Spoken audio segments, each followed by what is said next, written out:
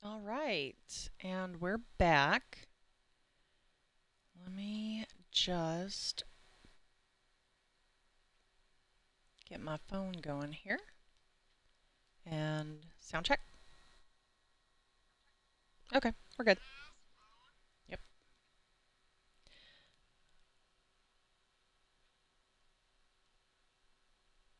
And I don't know why it does that.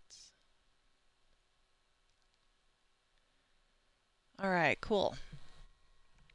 So, welcome to Realm Friday. I'm just going to be, running around my realm, having fun, doing stuff. I'm going to try to not be in the tunnels the whole time. Now this is the farthest well, I guess it's not technically the farthest I've gone with any of my tunnels. Uh Still pretty far from, the village and everything, and like my pickaxe is getting worn out a bit anyway. So that one and my fortune pickaxe over here. So ooh. Nah. Nah, I was thinking I would grab up some of the copper. Actually, no, I'm gonna grab up the copper that I have collected. I might go ahead and take out some of those planks because I'm gonna hit up the iron farm first, repair some of my equipment, and then I might work on I don't want to say finishing. Should I take the clay? I'm gonna take the clay, right? Like you can make terracotta with that. Just do that, and I know I have more copper. Yeah. And okay, so the block of raw copper. I found this just somewhere in the world. Oh, hello. Uh, so is this like a new thing where you can just find blocks of raw copper? Is that something that was added in one of the more recent updates? It's the first time I saw it. Oh, I was startled. Oh, sorry, this is a private realm. It's just me and my kids and a couple of our close friends. It's not like a public server kind of thing. Possibly sometime in the future, if maybe this whole streaming thing is like successful. Oh yeah, I have like so many ores. Of course, I don't even do anything with the iron anymore, really, because like I said, I have an iron farm and it works really well. I should. Okay, so I definitely watched a tutorial on how to make this iron farm, and I cannot remember who the YouTuber is. It's somewhere in one of my playlists, so I might have to check that out just so that I can give that person credit for their work. I mean, I don't know if it's even an original design by the YouTuber uh that I was watching. All right, cool. But you know, you, like I even if it's not his original design, I did follow along to his video, so I feel like I should give credit where credit is due. I am going to come down here and explore this cave at some point. And I also need to um, put it back on normal difficulty. Uh, Although, if I'm gonna work on the village today, then I'm gonna leave it on peaceful because I have not spawn proofed my village, and it's really a hassle trying to work on it and then rush to bed really fast. I don't yeah, I don't have any space in my inventory. And then rush to bed really fast before mobs spawn and attack my villagers. So, yeah, I think I'll just leave it on peaceful for now. That's not going to be a permanent thing. I mean, it's kind of nice to not have to worry about mobs spawning, especially when I hit caves and things like that, because it takes me so long, not like a long time, because my pickaxes are really good, but it takes me long enough to dig the tunnels out that if I'm near a cave, hostile mobs are spawning in that cave, and I don't know if I don't even have any more space for that. That's fine. I have enough stuff. I guess I could put some stuff in my shulker boxes, but I don't really feel like it right now. I need to clean those out. They kind of become a catch-all when I'm doing the tunneling like this. I don't like to waste blocks. I know I can get more blocks, but yeah. Right. So the difficulty setting. So I put it on peaceful because I got tired of, the mobs around the village and everything. There was this whole thing once, and I changed the settings a little bit in the for this realm because, like I said, I made it for me and my kids to play because we like to play Minecraft together, but not always at the same time. And at first, we would play on one of my worlds, but then if they wanted to play on the world and I wasn't on, like I would have to get on the game so that they could join the world, right? And so I got the realm because it's always online. Whenever the kids want to play, they can play, and I don't have to be on at the same time. And yeah, uh, so I, I was saying that I changed the settings a bit. I mean, like I said, I put it in peaceful, right? Mr. Business. I put it in peaceful because I got tired of the mob spawns. I was working on stuff around the village, and that was almost bad. But then, um,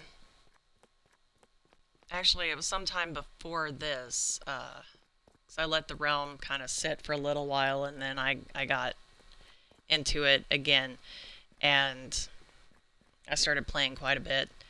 Um, I changed the number of players that have to sleep in a bed to skip to morning, because that was one of the biggest issues that that we had when, like, the kids don't play as much now as they used to. I don't know, they got bored with it.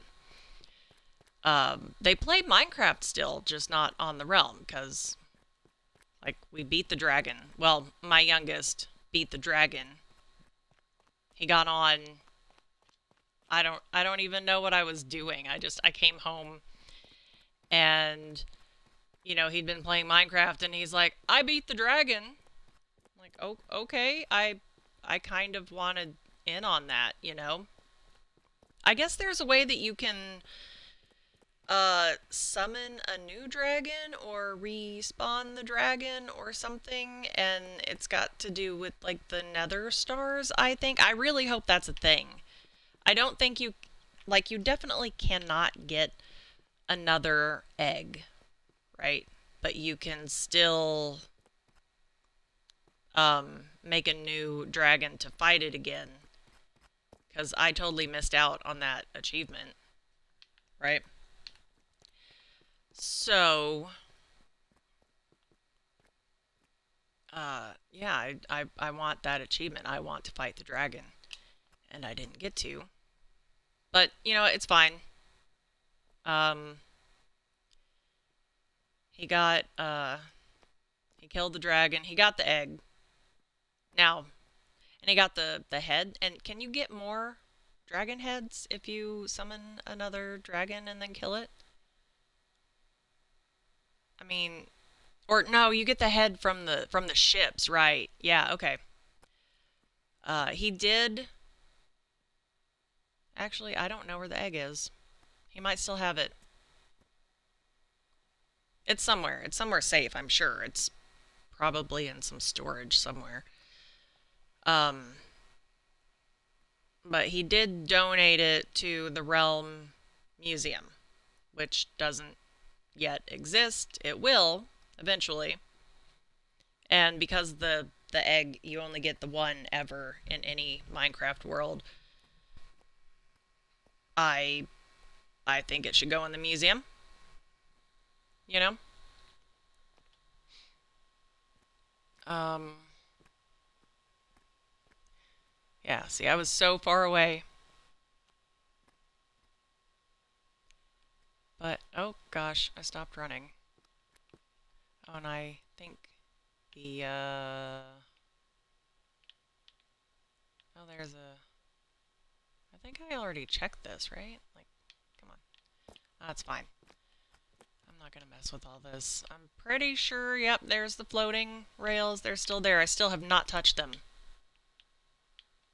I might, if I can, if I can expand the tunnel up a bit to the height it's supposed to be, because I take it up usually 3 blocks, and then I don't worry too much about the last 2 or 3 or whatever until I come in and I put in the floor and all the supports and things. And I just try to finish it up, or as much as I can finish it. I'm still not like 100% satisfied with the look of some of the tunnels. It's a work in progress. Everything is.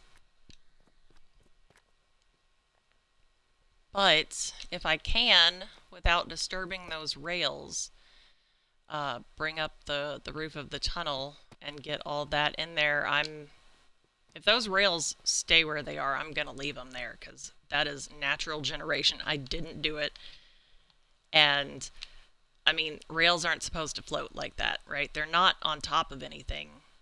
Can you put rails on string? I've never tried. I guess if you could make the illusion of floating rails, but that's definitely not what is going on there, I promise. Um, that, uh, yeah, like I said, that's natural generation. Sorry, I'm spacing out a little bit, like I've been running for so long. uh, Natural generation, and I just think it's interesting, you know. Occasionally you find weird things like that in Minecraft. Like the floating leaves, right near the iron farm. They're still there. Maybe, I don't know, maybe I haven't been close enough to them for long enough that they can break or despawn or whatever. So maybe they will just break on their own someday. But I'm definitely not going to break them myself. I think it looks cool, you know?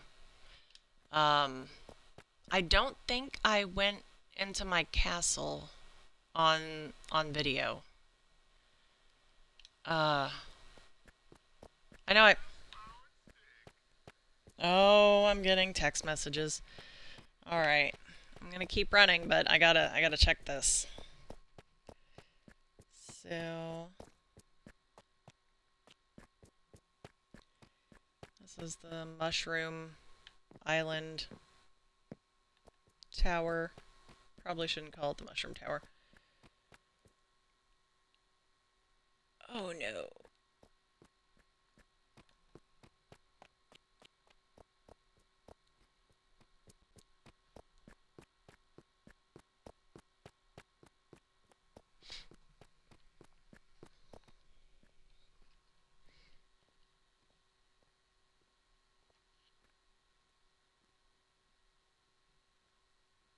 We're so close to Tower Zero. Although, I don't need to go all the way to Tower Zero. I'm going to the Iron Farm. because I need to repair my equipment. So we're gonna make a, yeah. Well, I guess we can go to Tower Zero and make a left, because,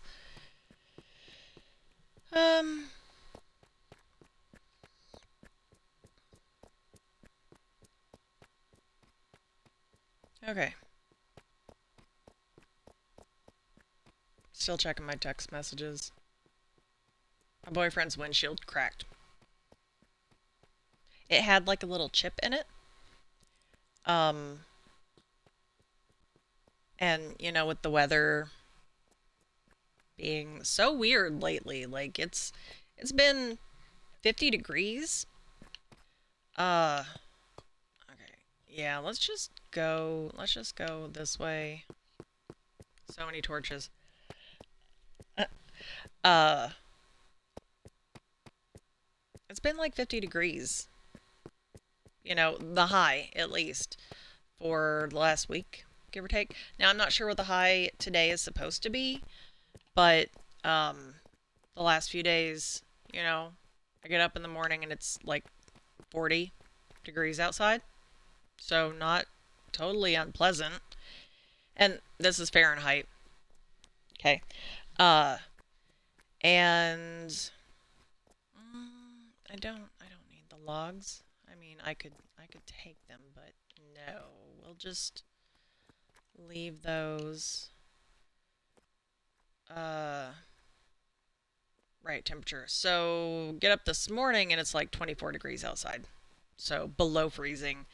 Now there was no new snow, but where it's been so warm and everything's all melty and gross. Not that there was a whole lot of snow to be melty anyway, but it definitely rained a decent amount yesterday.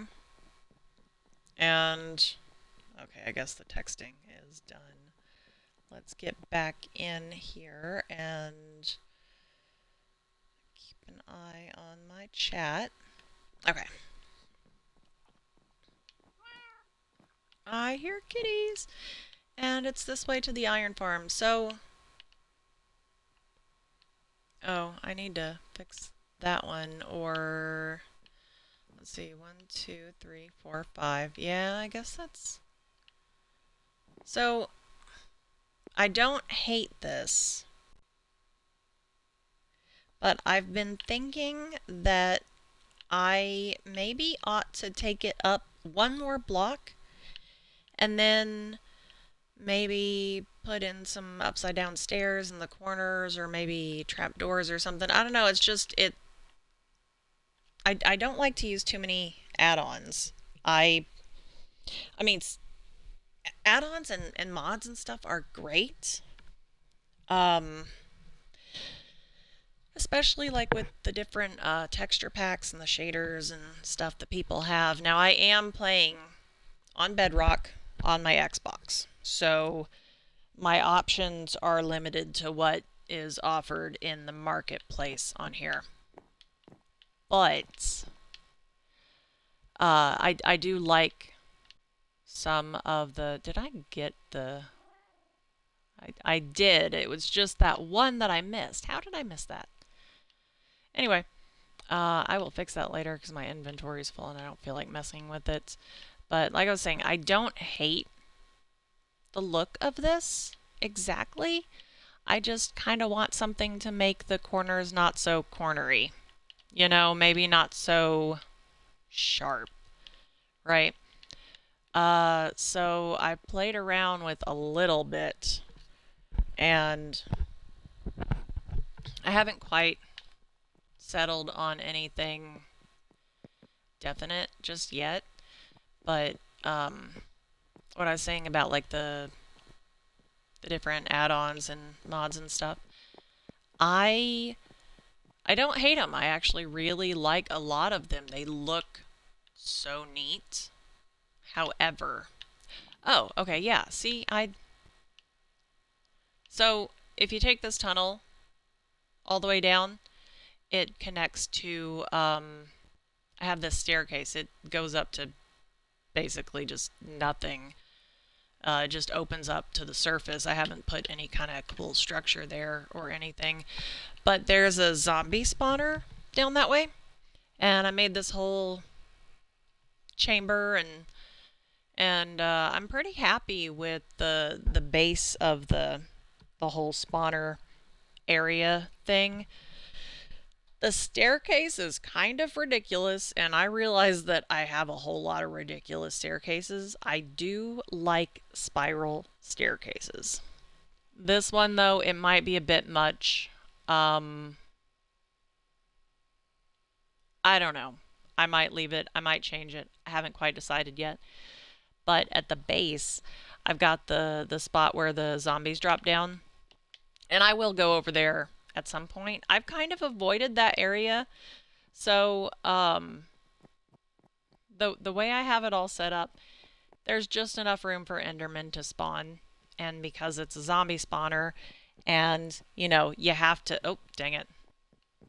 And you have to like stand around and wait for zombies to drop. You can spend a lot of time in there. I do have one of those um, auto fishing spots in the corner so that you can like fish and let the zombies drop and like accumulate.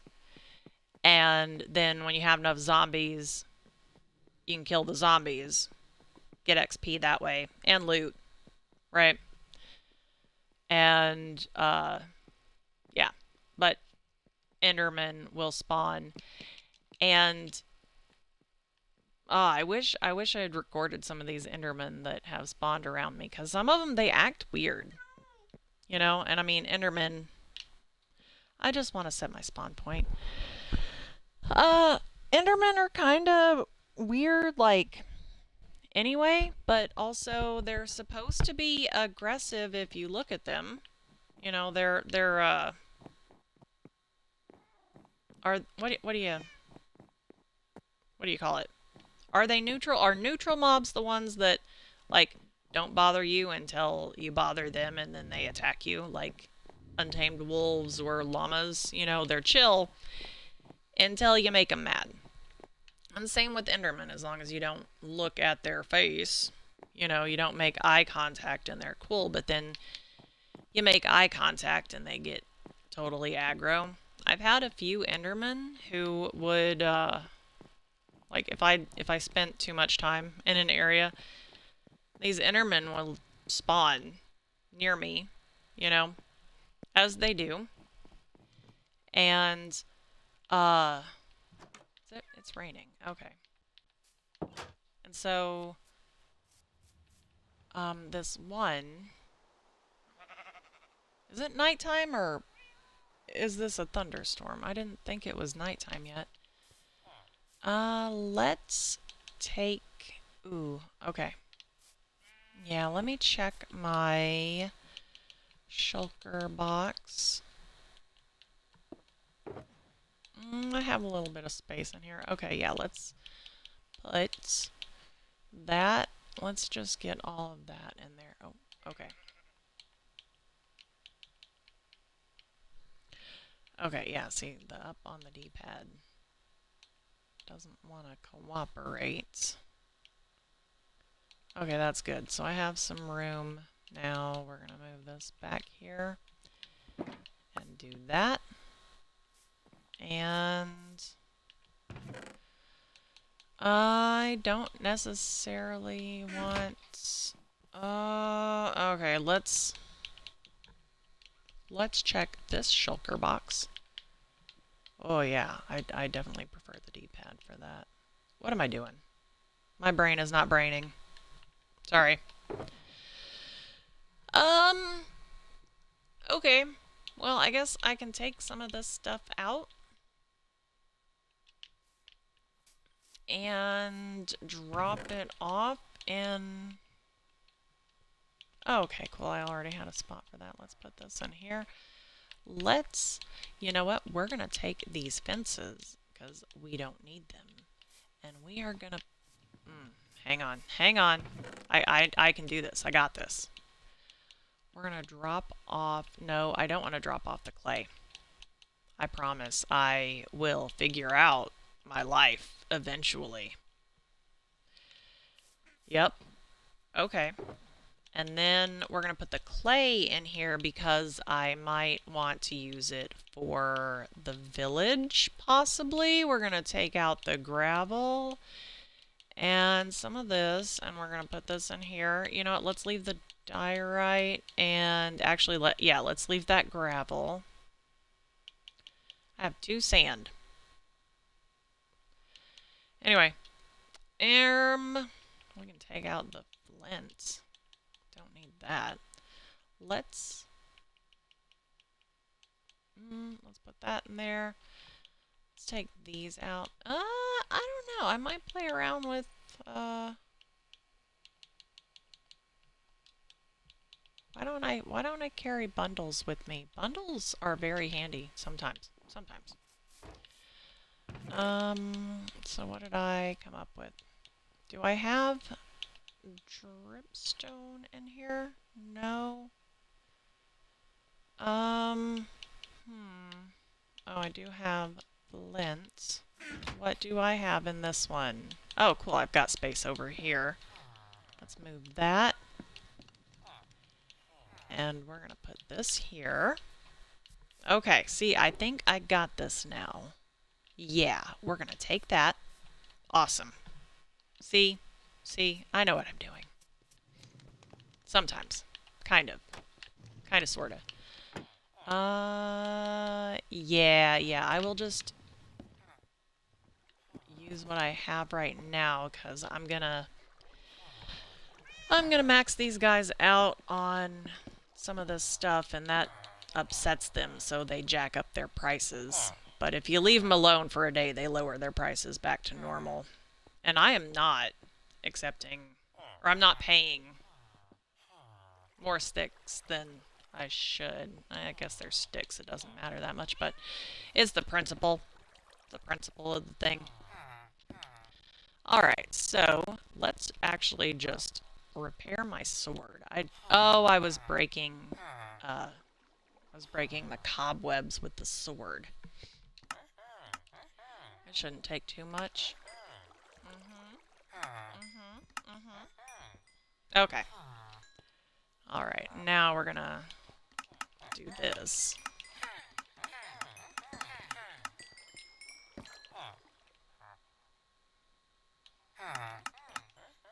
Alright, cool. So,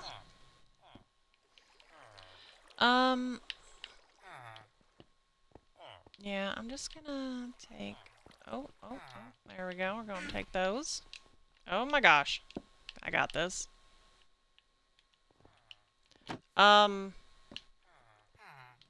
prefer to just have my sword in my hand when I'm just walking around doing stuff. Mostly because there have been quite a few times where I was walking around with my axe in hand and I went to open a door and left-clicked on a log and peeled it. And yeah. So also, you know, while we're here, this. So, sorry, I think I'm breathing into the mic. What was I saying? Okay, so with the towers, right? And this is the 0, -500 tower. And that's the coordinates of the central pillar right there in the very middle. When I first started making the towers, I was making them out of all oak, right? Now, I would use the logs for the corners and the center and then the edge up there. But then I had planks for the walls and the slabs for the floor and the stairs. And eventually I came to hate all of that oak, you know? So yeah, let's plant just all, oops. Oh, I meant to compost that, but that's fine.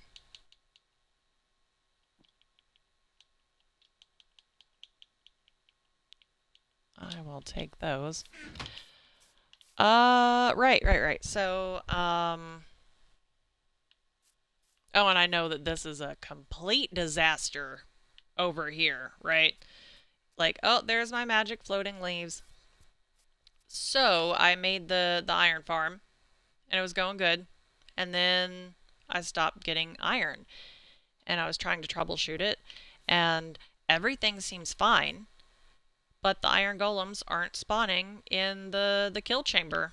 And eventually, I figured out that there's a cave, a little bit of a cave somewhere over there, and they had spawned in there. So first I had to block. I had to try to spawn proof as much as I could around their spawn area, and iron golems will. It's like 17 blocks from the center of town, and with an iron farm, the center of town is really just like the center of all of your villager beds, I think. That's good enough. I will get more saplings as I cut down the trees. I don't feel like messing with... Oh, I guess I can compost the flowers over here. Did I put them in the... I put them in the chest. It's fine. It's fine. We got this. So yeah, the iron golems, I think it was like something like 16 or 17 blocks. Oh, hey, Infagoat. Hi. Sorry if I miss any messages in chat initially. It's on my phone. It's sitting beside me, but I can't, I don't know. I just can't really keep an eye on that all the time. But we are going to sacrifice our fences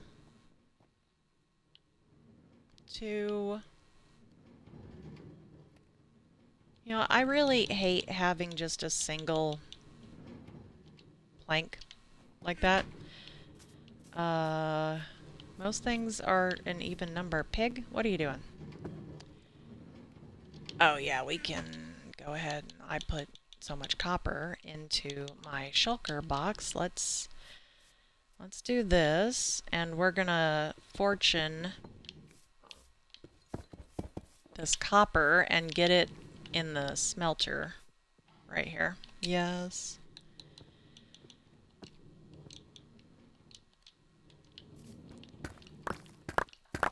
I don't know what I was even saying. Sorry. I get distracted and then I get on something else and then I'm like, oh, I've forgotten everything. Let's see. Oh, right. The mess around the iron farm. So the iron golems were spawning underground. So I found them. I took care of that. But I had to spawn proof the whole area. And I figured out that they cannot spawn on top of leaves. That's why there are so many leaves out there. But spiders can still spawn on top of leaves. And they can climb fences. And so I was just getting a bunch of spiders around the tower. And so... Like, I can't remember. That's what the trap doors are for. I still get spiders sometimes, and I don't know if they're spawning just outside of that, of the trap doors and the leaves and things. But yeah, the leaves on top of the fences around the iron farm tower, those are to keep the spiders. Like, the spiders sometimes will try to climb those fences, and then they get stuck on that leaf block. And I used leaves because nothing else can spawn on leaves, as far as I know. Excuse me, hang on. So, right. Other mobs cannot spawn on leaves. Spiders can, but they need, I think they need like a 4-block square to be able to spawn. And because the leaves on the fences, it's just, you know, a single row of leaf blocks, it's not enough room for them to spawn. So that's not really an issue. The issue that I was trying to fix with the leaf blocks on there, it was them Not that. Was them spawning or climbing the fence. And I got another text message. Hang on, I gotta check that. Oh, dang it, wrong button. Oh no.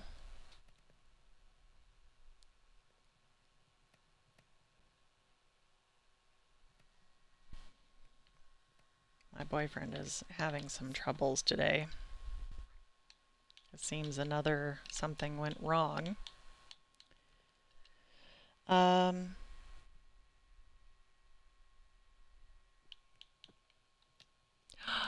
No. Oh no, I think maybe his insurance. No! State Farm insurance does not replace broken windshields for free. I am. Oh no. Oh my god.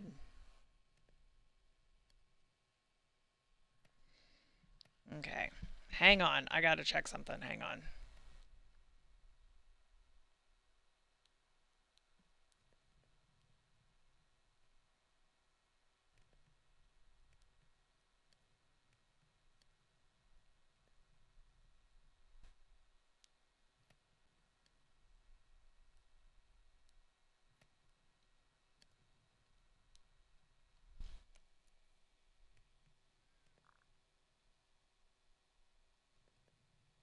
Oh, that is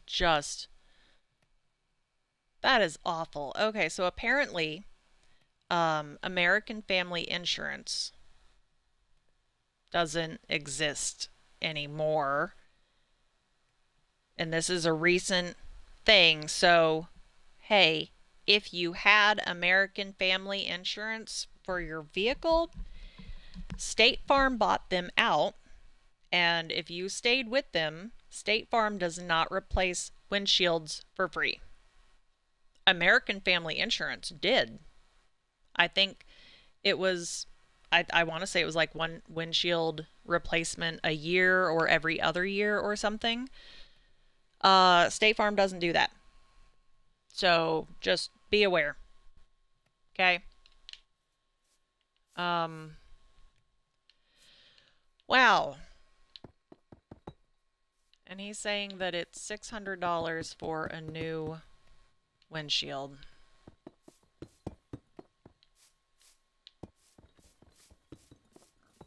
That is... Oh, that's awful. Oh, dang. Okay, here we go.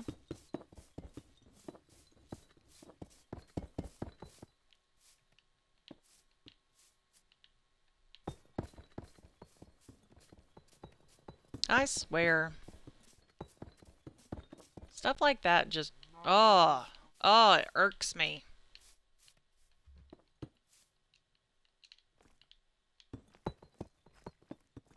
Oh my gosh, I'm gonna fall off. It's fine. It's not like it'll hurt.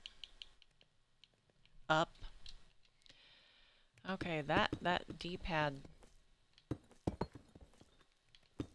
The issue with that button. That is... it's not irking me. I wouldn't say it's irksome just yet. But it is kind of annoying. Now, let's go this way. Although I'm probably going to fall off backward. Nope, okay. Ah, I fell off that way. It's fine, it's fine. I got this. Oh, here we go. There's no particular reason for me to do all of this. I just want to. And honestly, that's usually a good enough reason to do anything. Well, not anything. A lot of things.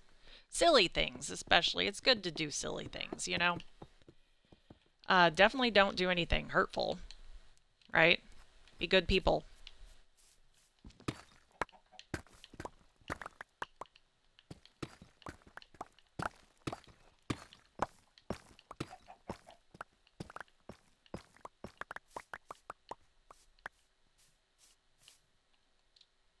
Okay, I have room. Oh, okay. I totally, sorry, I forget what I am even saying so often. But I was talking about my zombie spawner XP farm thing that I have going on. And I did mention the Enderman, and I think I got distracted by something. But I've noticed that Enderman will spawn, and most of the time they don't go aggro around me. It's happened once or twice, but for the most part, there was one, and I think I was calling him George. He was hanging out with me. I had started to make a oh, sorry, I'm not on chat. I hope nobody's trying to talk to me. I mean, I hope you are, but like, I'm sorry if I haven't responded. Okay, I am back on chat. So, right. So, I had started to build like an actual mine, like dig down to I usually go all the way to bedrock, and then I will make levels in the mine at intervals, different intervals, and make like branch off from there. I prefer to start at bedrock. You find some interesting stuff down there. And so I'm down there working on this mine. Um, oh my gosh. Okay, hang on, I'm getting a text message again.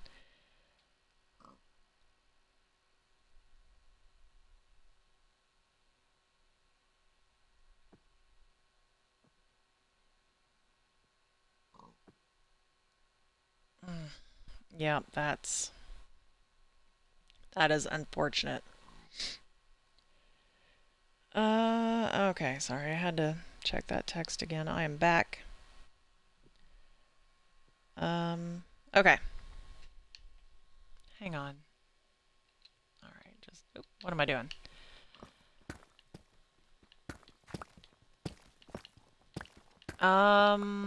Okay, right, so I'm down there working on this mine, and this Enderman shows up, and at first I'm avoiding him, because I don't want to start a fight with an Enderman.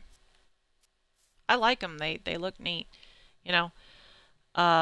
So I'm just trying to stay out of his way and not look at his face up. There we go. Okay.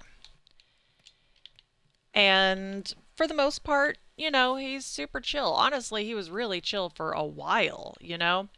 And I definitely accidentally looked at his face once or twice, and he didn't respond at all. He just went about his business. And also, weirdly, stayed really close to me. So, I don't know if that was just a weird thing or, that particular Enderman. I don't know what the deal was. It just felt weird, and he hung out with me for quite a while before I moved on to some other project, and, I doubt he's still down there. But the zombie farm, the reason I mentioned that, so the zombie farm, I have spent a lot of time in there. And so there's enough room for Endermen to spawn, and they did. And now that was I feel like it was a little more dangerous, really, because it's not a very large area down there by the spawner. Now I made a neat little chamber, right? And I've even got like an enchanting area right next to the thing, so that if you wanted to, you could hang out down there, do some fishing, kill some zombies, and then uh and then build up some levels and enchant stuff just right in the next room. Right? And I've got a smelting room kind of, I don't know, I guess you can call it a smelting room, but I've got that set up opposite the enchanting room because, you know, zombies drop a lot of smeltable items. And yeah, if you weren't aware, tools, um, pretty sure you don't get anything back from diamond things. I missed a copper. I missed a couple copper. But iron tools, iron armor, I think chainmail, you get a little, like you get an iron nugget back. I think. I could be wrong. Um, gold, you know, any of those items, armor or tools, you can.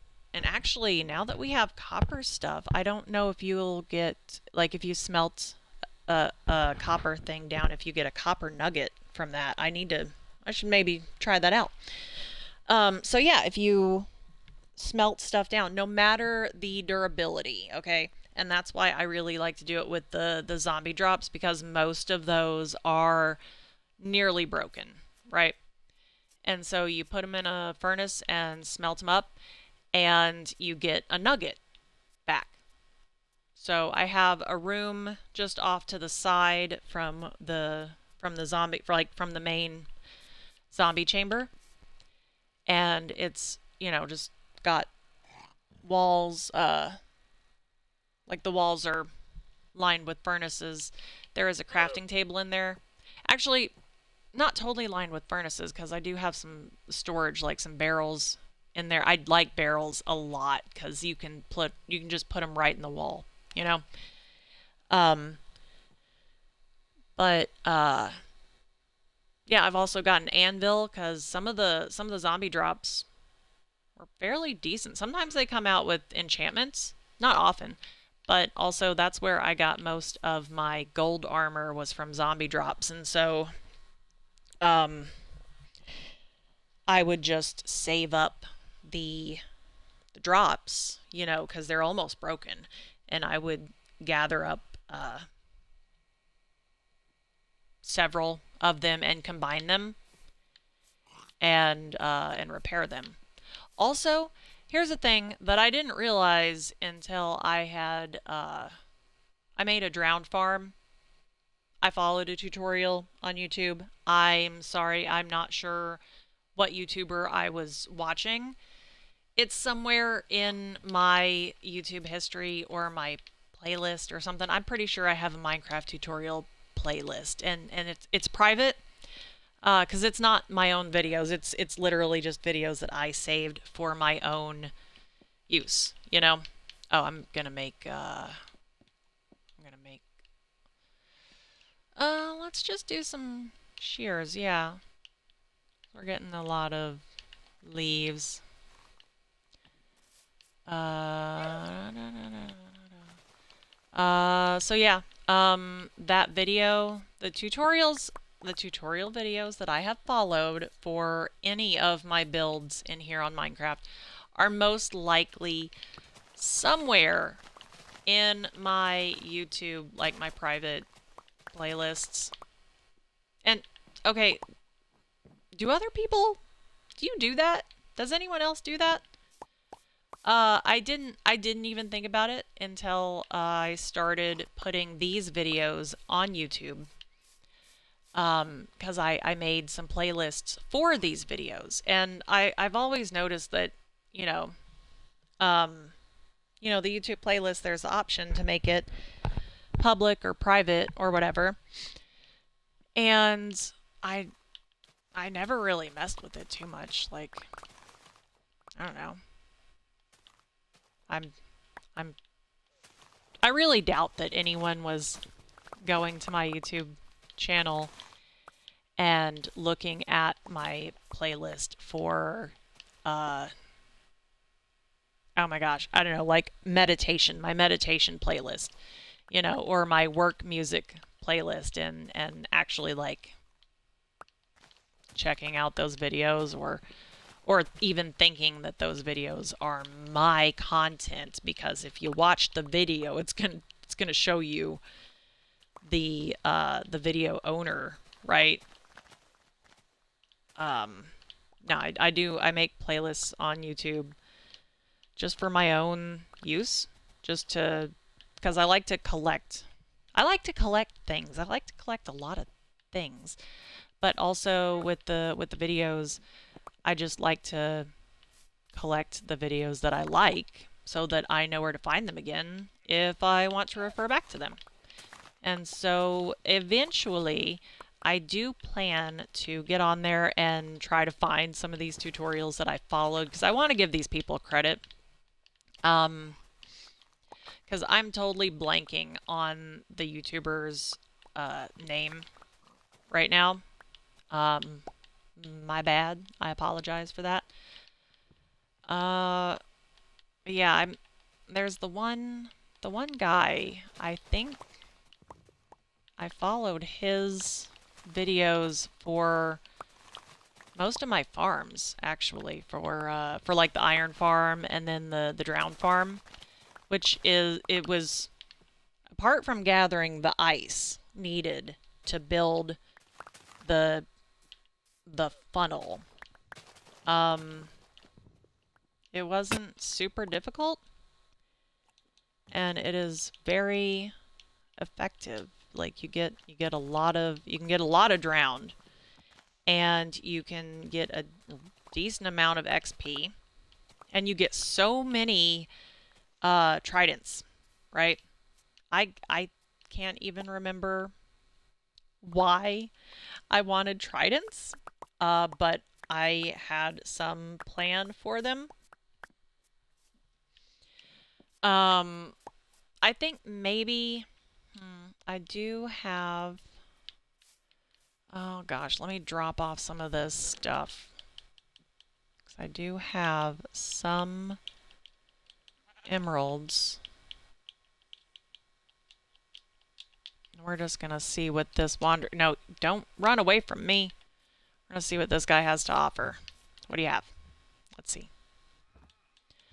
Alright, we have ice. I always buy the ice, because it is just a hassle sometimes to collect it, although I did make an ice farm. And again, it might have been that YouTuber that, you know, who put out the video tutorial that I followed to make that ice farm.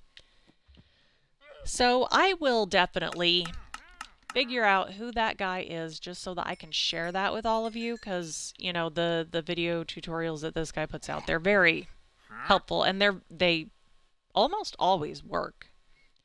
The only farm I've had trouble with so far is the creeper farm. I don't know. I followed along. Like I had the video on my phone, and I'm on the Xbox, like I'm watching the video, and then I'll pause it and I'll be like, okay, this is what we need to do. And I swear I did it just like the guy said, but I don't know. I don't think I ever got more than 2 or 3 creepers, you know? So that was just kind of,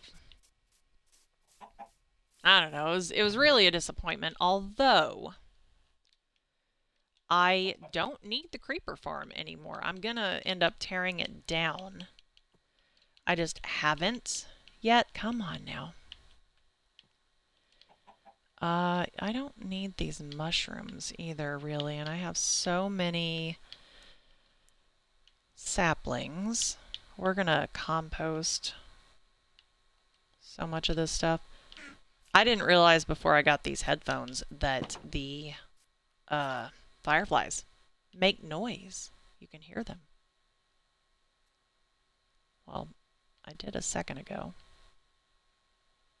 Oh. There it is. It's very quiet, but it's like a buzzing in the ear, you know, like a bug. Right.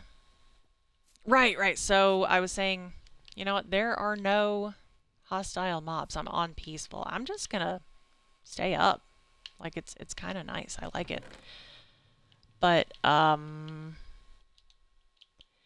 the creeper farm, right? The gun the gunpowder farm. I do not need the creeper farm anymore. And here's another one. Here's another farm that I built, and I followed a YouTuber's how-to tutorial video. This is what you do step by step, and it worked so well. I made a ghast farm. And so much gunpowder. It is so effective. So the creeper farm, it's out in the ocean. It's not too far from the village over there. You can't see it from the village. In fact, the drowned farm is even closer, and I don't think you can see that from the village. What am I doing? I need to cut down some trees. I got the shears so that I could get the leaves out of the way, and that just made room for more trees to grow. So it happens. It's fine. I've gotten stuck in a tree before, in an oak tree. Actually, the first tree farm that I had was, it was really close to the village. But I ended up taking it down because I moved. Now, the first one was just oak trees. It was really just for material early on in the realm. But like I said, I ended up taking it down. First of all, because it wasn't very pretty. Not that, like, this area is especially pretty.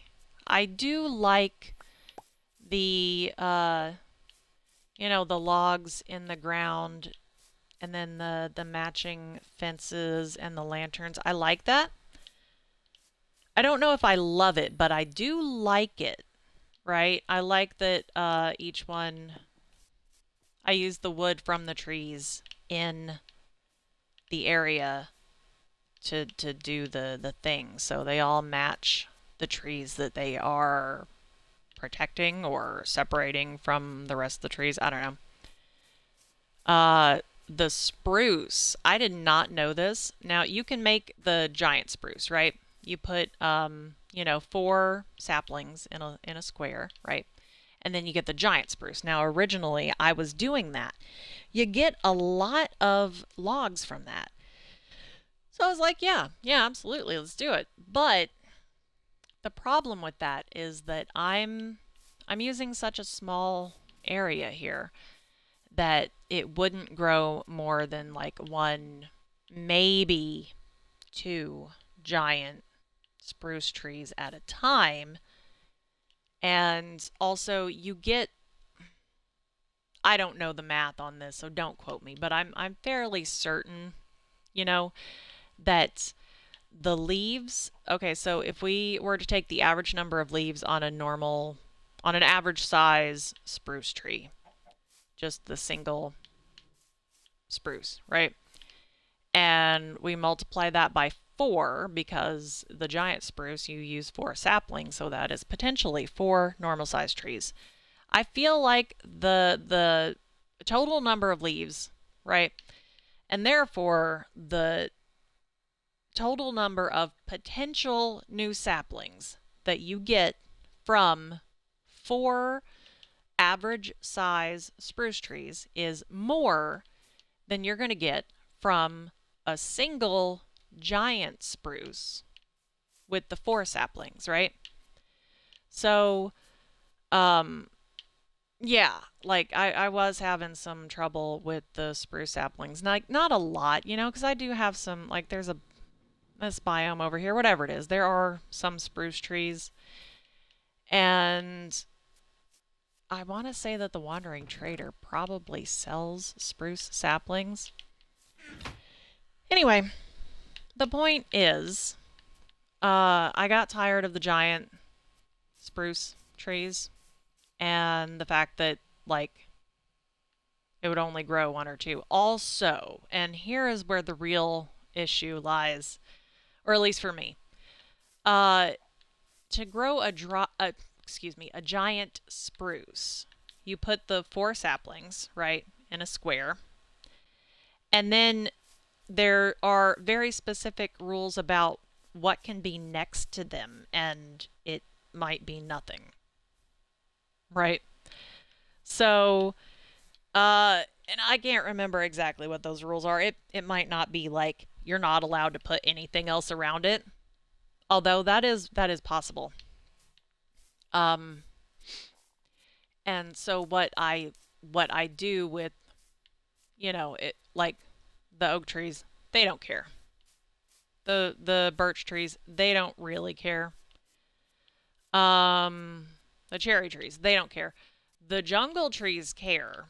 Okay, the spruce trees, they care. The acacia trees, I don't think they care. Uh, pale oak, dark oak, they definitely care. The saplings, they don't want anything, they don't want too much next to them, right? They want room to grow. Okay, and so what I figured out, okay, because I didn't like the lighting in the inside these pins. I felt like the lanterns on the corners was not enough, and so you can see over here with the birch and with the oak, I threw some torches in there just randomly just to make sure that um it didn't make any shadowy areas where hostile mobs could spawn. But other than that, I just fill up the space with saplings, right? And so I was doing that with the spruce. And what I figured out is that if you just fill the area with saplings, then there are saplings next to saplings, and they won't grow like that. They definitely won't grow giant spruce trees like that. And so what I did, and it's not the prettiest, but it works. What I did is I went in here and every other row, I guess I could have used the shears for that, but every other row is just torches because they don't care about the torches. The torches don't bother them, but they do not want other saplings. Now, like this is fine. Okay? Uh like oh gosh, I would have to look up the specifics again for the growing conditions for spruce trees, but um to have saplings on like left and right, that's okay. But they do not want to be surrounded on all sides by other saplings. They just won't grow. And I was really confused for a while because, I had gotten enough saplings that I could fill up the entire area in there.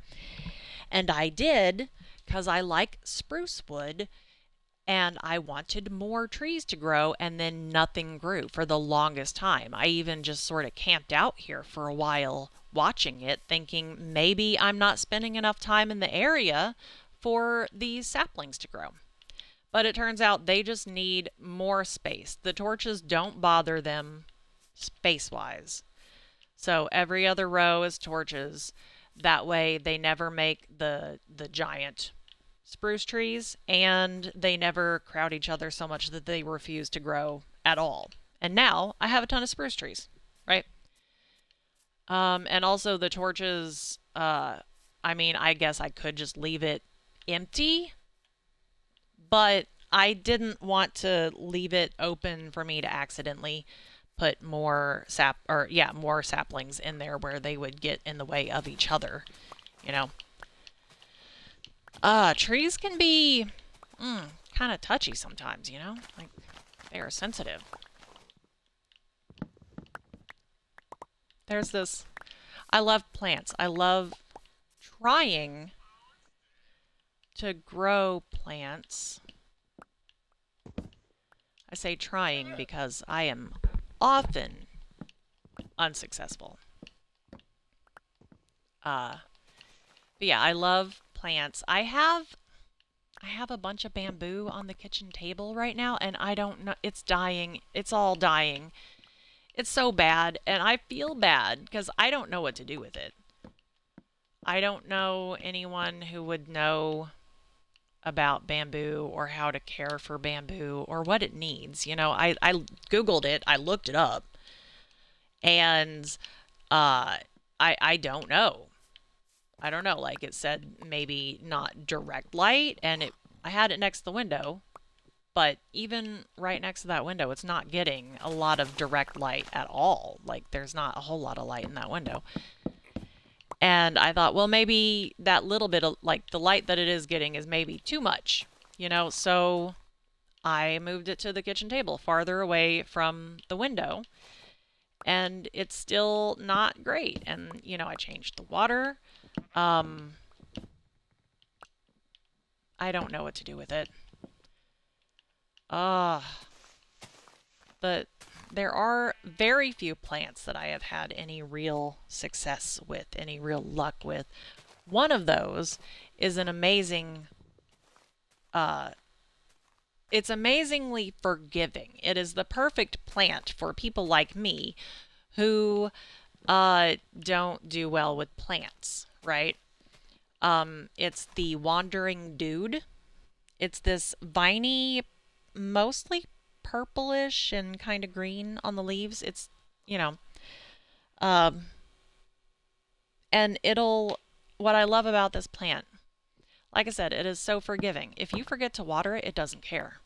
If you don't water it, like, it cares a little bit, you know, but, and here's the cool thing, where most plants, if they don't get enough water, what they do, and watch, you know, just watch a plant that hasn't been watered in a while, it'll start to wilt, right? That is not the same. I need more, yeah, see, I thought I had some. Emeralds, here we go. Let's see what this guy has to offer. Oh, there's another one. So I definitely have not bought anything from you. Oh, he has an invisibility potion. I'll take one of those. Thank you. I don't really need more of those. I mean, I could buy them just for the XP. I'll take these. Just because they look neat. Now, that's a coral block, right? Will that, like, turn gray out of water? I don't really want to get... Oh... What do you have? I have 3 wandering traders in the area with me. Unless... I don't think this is the guy I traded with before. No, see? Okay. He has pufferfish and... I mean... Yeah... Oh, okay. Yeah, oh, they don't stack? Oh no, pufferfish. So I did mention that I want to, let's drop off some of these. Screw it, let's just put that there. We'll put that there. I want to make a museum, right? At some point. With, you know, Minecraft Museum. I'm sure you know what I mean by that. Lots of people do the Minecraft Museum, and, yeah, okay, cool. So I want to do that, and then I also want a Minecraft zoo, right, with all the animals, and so I'm definitely going to need pufferfish at some point, and buying them means I won't have to catch them. Because that could be unpleasant. Alright, so let's go ahead and make a couple more shears. Anyway, what was I saying?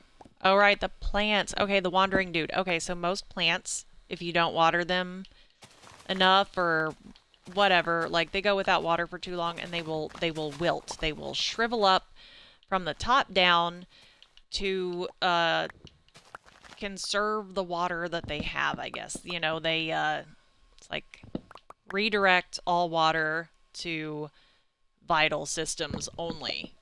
Okay.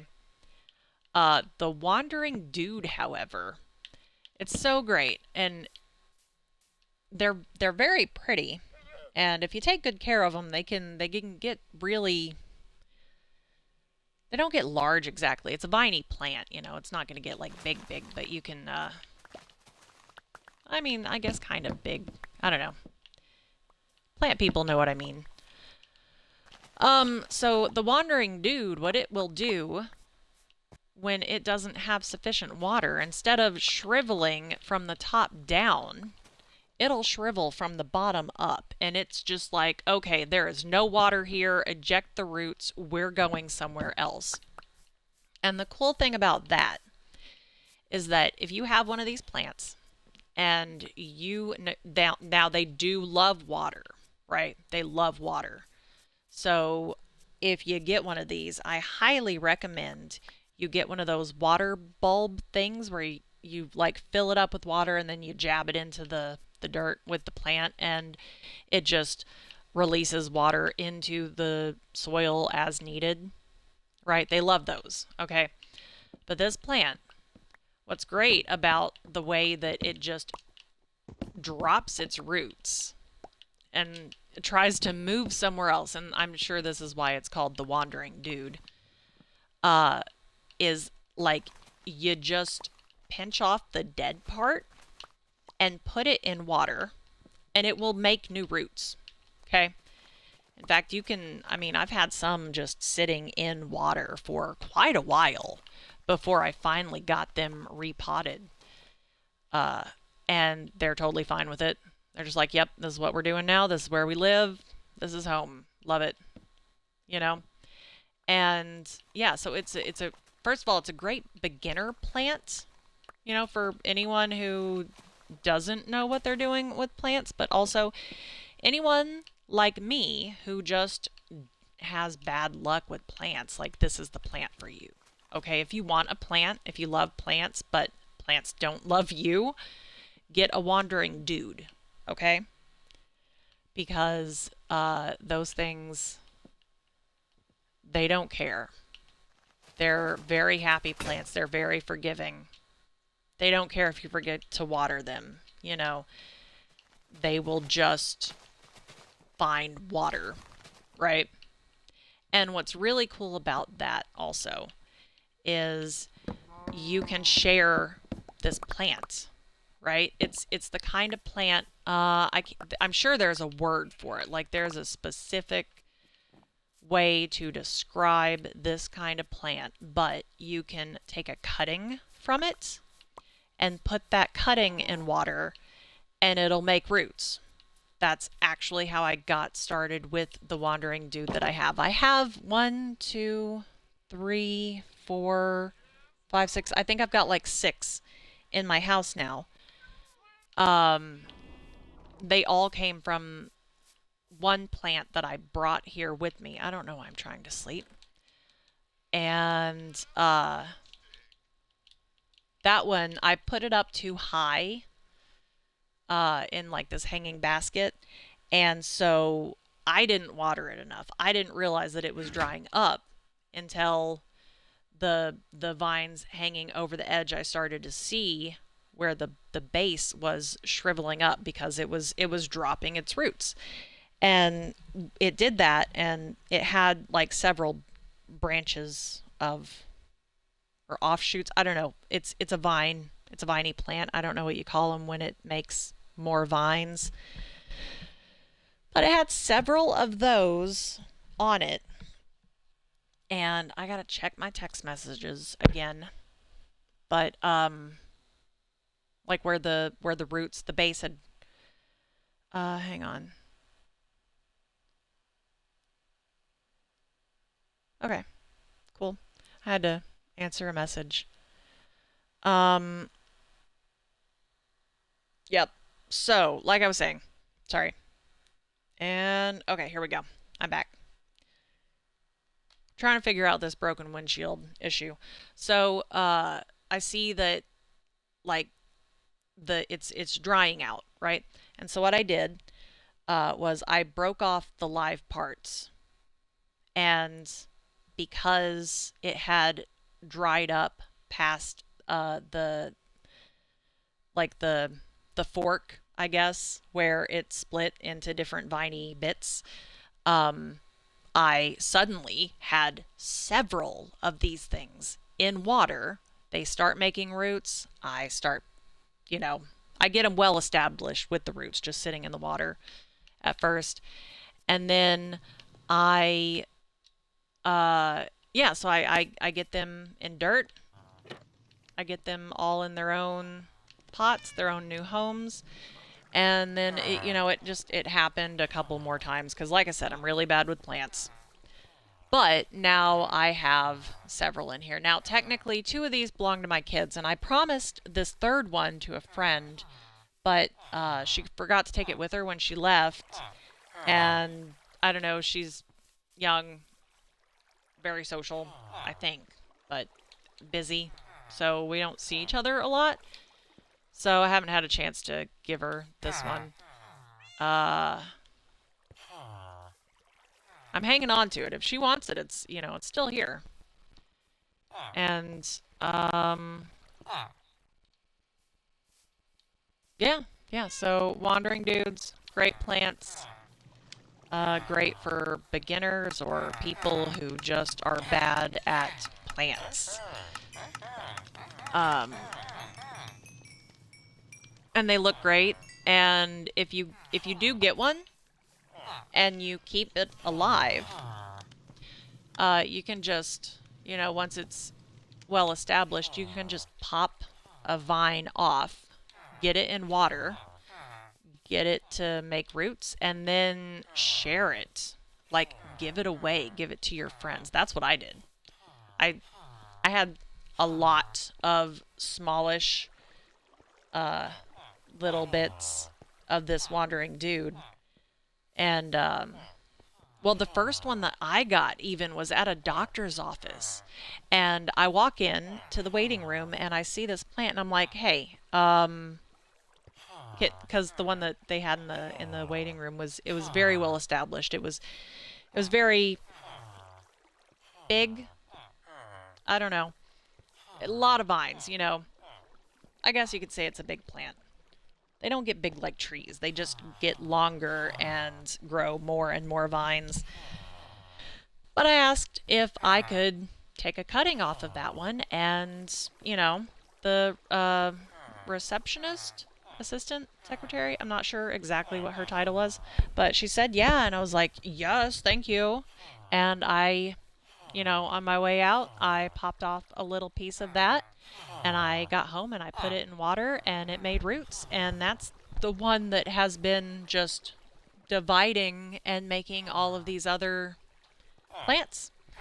And so, yeah, I think I gave one to the neighbors, and I gave a bunch away at work.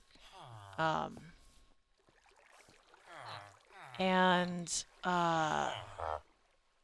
let's see, my oldest son's friend, his grandmother, she's awesome. I love her. She's such a fun lady, and she's really into a lot of stuff that I'm into.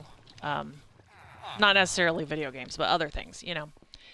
And she really likes plants, you know. But like, and I'm talking to her about some of these plants this one day, and you know, she's telling me that, like, she also doesn't do very well with plants, and I'm like, oh, I have the perfect plant for you. And as far as I know, her Wandering Dude, you know, of course, I gave her one, right? Like, I get her all set up with one that's already got well-established roots, and, you know, I've got it in dirt, and I tell her, like, hey, if this thing ever has any trouble at all, just pinch off the dry part and put the living part in water, and you will have, you'll just totally rejuvenate your plant, you know? And it's great. They're such good plants. I highly recommend.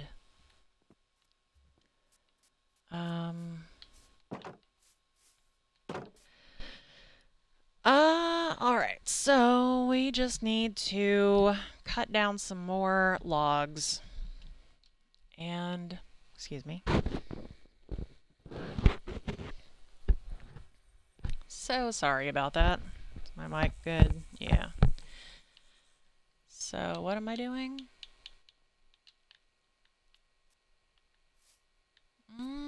I guess I could see. I don't think I cleared out. Why do these guys move around so much? Like, I get they're wandering traders, but also I want to buy stuff from you. Maybe don't run away when I approach. Okay. Yeah, I think I'm just gonna get that for now. Are the other guys? Yeah, that guy's still out here. Oh, there's a lead. See, I get a lot of leads from this area because they'll just wander around and then their llamas get stuck on something and they try to pull them. And yeah, so plenty of leads. Let's get this die.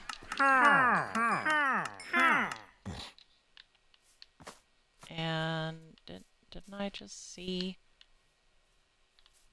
Is that the one? I need to take care of some of these, but I don't use mangrove all that much. Oh gosh, no. Are you the... Okay, we can get... Yeah, let's get this dye. Not that I really need it, but I do need the XP. It's helping to repair this pickaxe. And I'm gonna put all the dyes and things into the flower shop in the village, I think is what I decided. Alright, let's just drop some of this stuff off because I don't need to carry it with me. I don't need the lead with me. I just want to repair my equipment.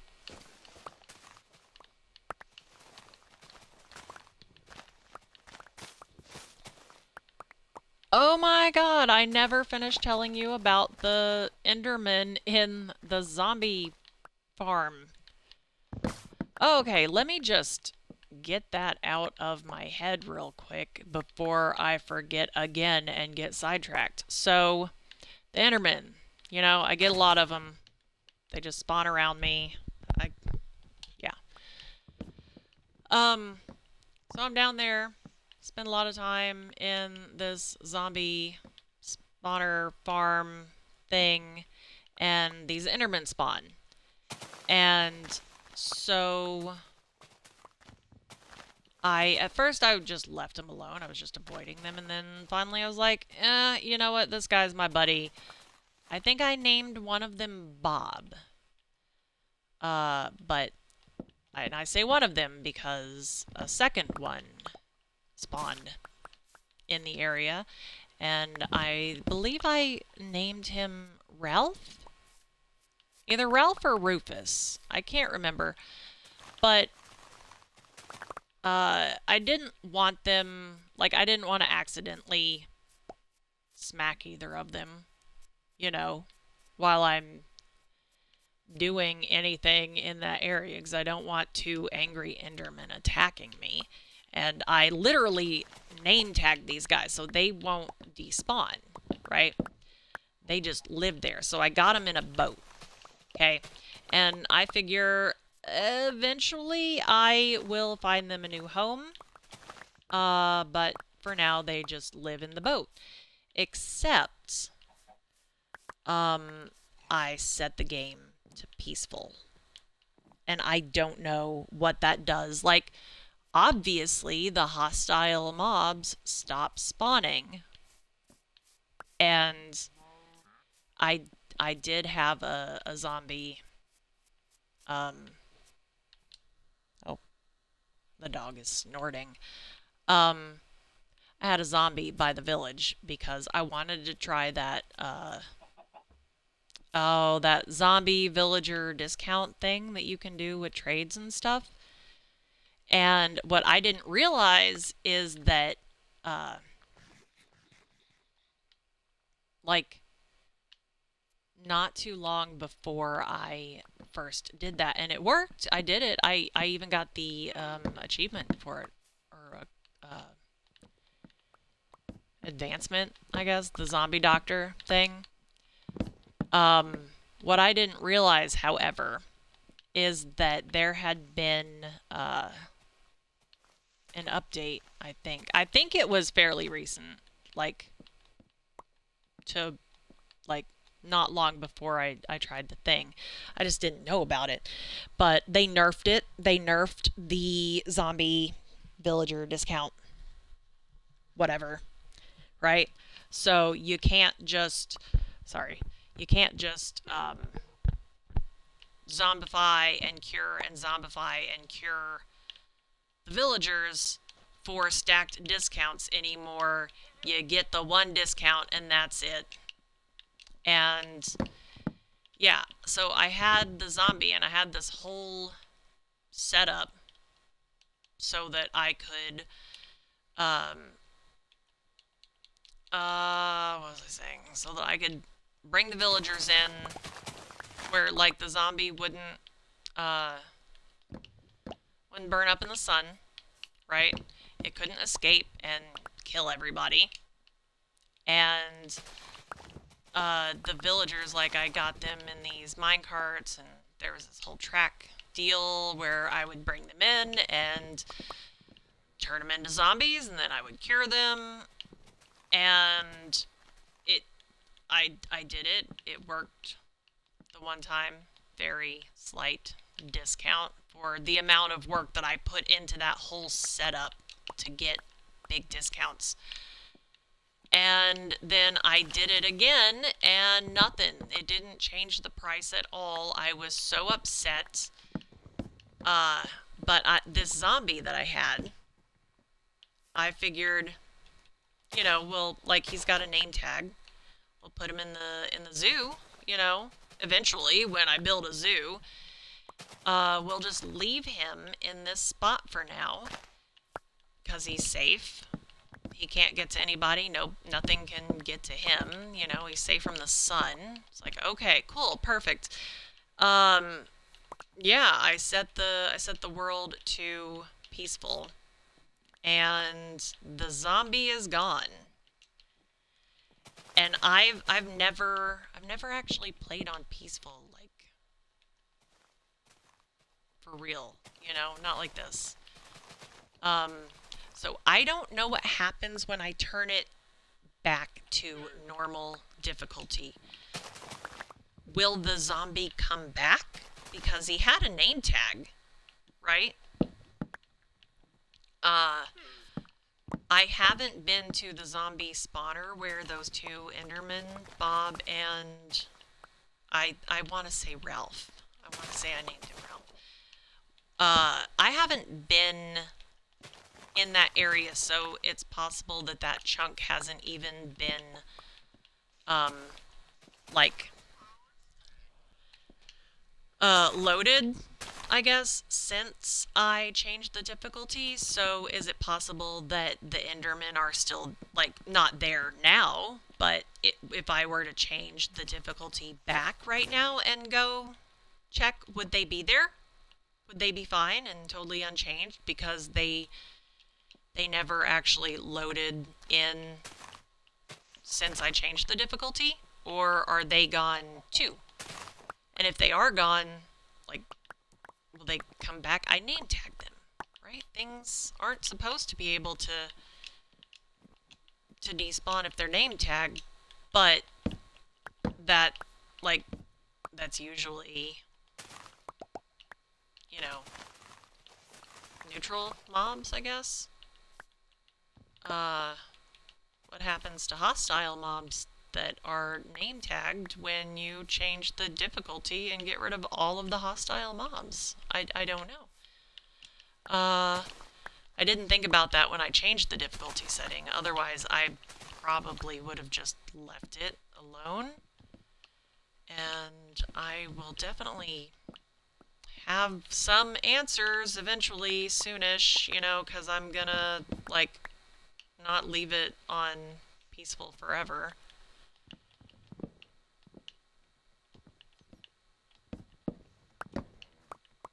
But yeah, I really hope that my Endermen are, like, they are there or they come back or something. I kind of liked having those guys.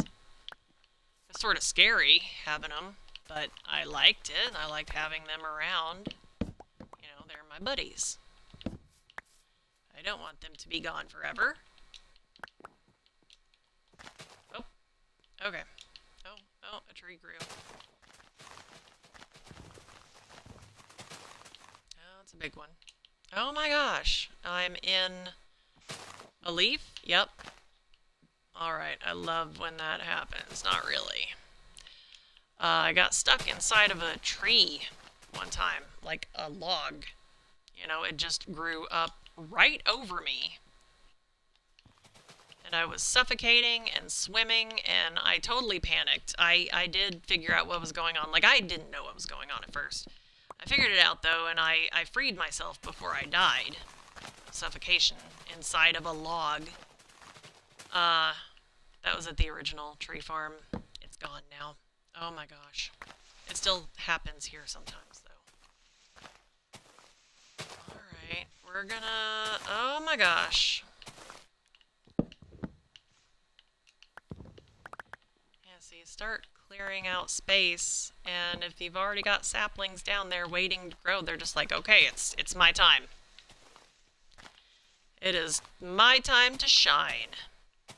I am so hungry. I have not eaten anything yet, and oh my gosh, I still have coffee. Pardon me for a moment.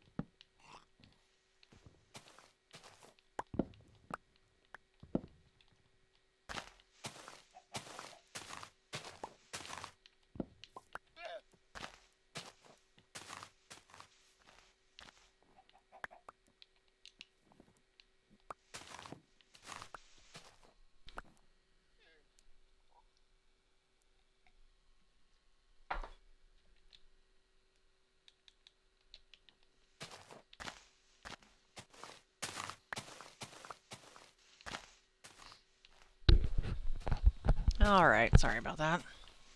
The coffee was cold. It wasn't great. I kind of forgot that it was there, and it sat too long. Oh, and I don't need another one, because I'm pretty sure that was already my second cup. I do have decaf, however. I don't need that right now. I should drink water. I think I mentioned filling up my water bottle yesterday during the stream, yesterday morning. I hope that was yesterday, because I didn't put much of a dent in the water that I poured for myself. I mean, coffee has water in it, right? Like, I know it doesn't really count. Oh, I don't know why I have had so much trouble with making myself drink water lately. It's a weird thing. It's not that I can't do it. I just really don't want to. I don't know. Like I want something with flavor, you know? And I guess I could get like one of those flavor thingies and flavor my water, but then those never really taste as great as you expect them to.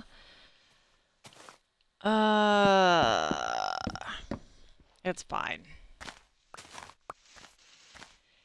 And I know, like, partly why this is an issue for me. I quit vaping.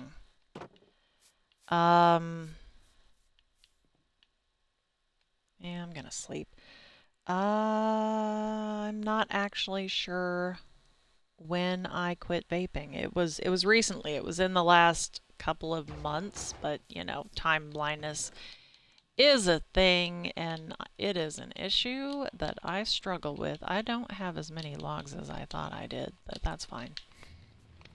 We can go ahead and get rid of what we've got. So yeah, oh, okay, so tomorrow... You know what? It doesn't matter. Um, I started smoking about 10 years ago. Smoking is bad. Don't do it. Don't ask me why I started smoking just before I turned 30 when most people who smoke for years, they start way too young. Uh it anyway. Wait. Oh, crap. I just made a bunch of torches. That's fine. That's totally fine. Just used up a bunch of my sticks. Right, so I started smoking about 10 years ago. And um now I'm not saying that vaping is okay or that it's not dangerous in any way, but if you do already smoke cigarettes, uh and hopefully you don't ever smoke cigarettes, it's so bad. If you do though, if you're already stuck on that, I do think that vaping, I mean, I can't say for sure that it's definitely better, but what I can tell you, I can give you my own personal experience. I didn't realize. Now, I switched to vape. Um, oh, 2, 3, maybe 4 years after I'd been smoking, like after I started smoking cigarettes. Dang it. I meant to make sticks. Don't make torches, though. Make sticks. Only sticks. And sticks. Okay. So yeah, I switched to vape. I switched to vaping, um, a few years after I started smoking cigarettes. And let me tell you, I made the switch almost immediately. Okay? And again, I am not condoning vaping or smoking or anything. I'm not saying that I approve of either of these activities. I am simply giving you my personal firsthand experience with it. And my experience was this: I did not realize that I couldn't smell anymore until I started vaping and I could smell again. Okay? So I'm not saying that vaping is better than smoking or that vaping is not dangerous in any way. What I am saying is that when I was smoking cigarettes, I lost my sense of smell almost entirely. Okay? I could smell things, but really only if it was a strong enough smell, and even then it would go away pretty quickly, you know? Um I didn't I didn't realize that until, I'm gonna take these emeralds out here because I use them more with the wandering traders than with the Fletchers, and I like to have them where I can get to them quickly. Um, yeah, I didn't realize that I couldn't smell anymore until I switched to vape, and and again, like I said, I made the switch almost immediately. Okay, so I got my first vape, and these weren't the disposable vapes that they have now. I'm not sure that those were even an option at the time. I don't know when those became an option. I started with what, I don't really want to say any brand names or anything. I don't want to promote this stuff. Don't do it. Vaping is bad. Nicotine is so addictive. Okay? Um or nicotine or whatever chemicals and nonsense they put in cigarettes and vapes and things, it's super super addictive, and it's so difficult to get out of that once you start. It's better to just never start. Don't ask me why I started. I might talk about that someday, but um right. So I got one of those little stick things that, like, you can get the little pods, that you snap in, and so That's the kind that I had, or that's the kind that I got at first. I did switch to like a mod, and that that did help me quit a lot. But I will get to that in a minute. So I got this vape, and I still had some cigarettes. You know, I was trying to switch, and so I start vaping. And after I started vaping, after I got that first vape, I think I smoked half a cigarette. You know, and it was it was such a huge difference for me, and it's so weird because like it was my cigarette. It was like from the pack that I had had. It was my brand. It was my preferred brand of cigarettes. And after I switched to the vape and realized that I could smell things again, and then I tried a cigarette and I only made it halfway through that thing and I couldn't finish it because it was nasty. It tasted bad. Okay. So, again, I am not saying that you should never, never, definitely never start doing any of these things because, first of all, it is so difficult to stop. I'd been trying to stop for a little while. I realized, oh, time blindness. I'm trying to figure out when it was exactly. Um, but sometime last year, I realized that, like, my chest, my lungs, it felt, I don't know, I don't really know how to describe it. It didn't hurt. It kind of almost felt like a tightness. Um, and I assume that was from the vaping, because I vaped a lot, right?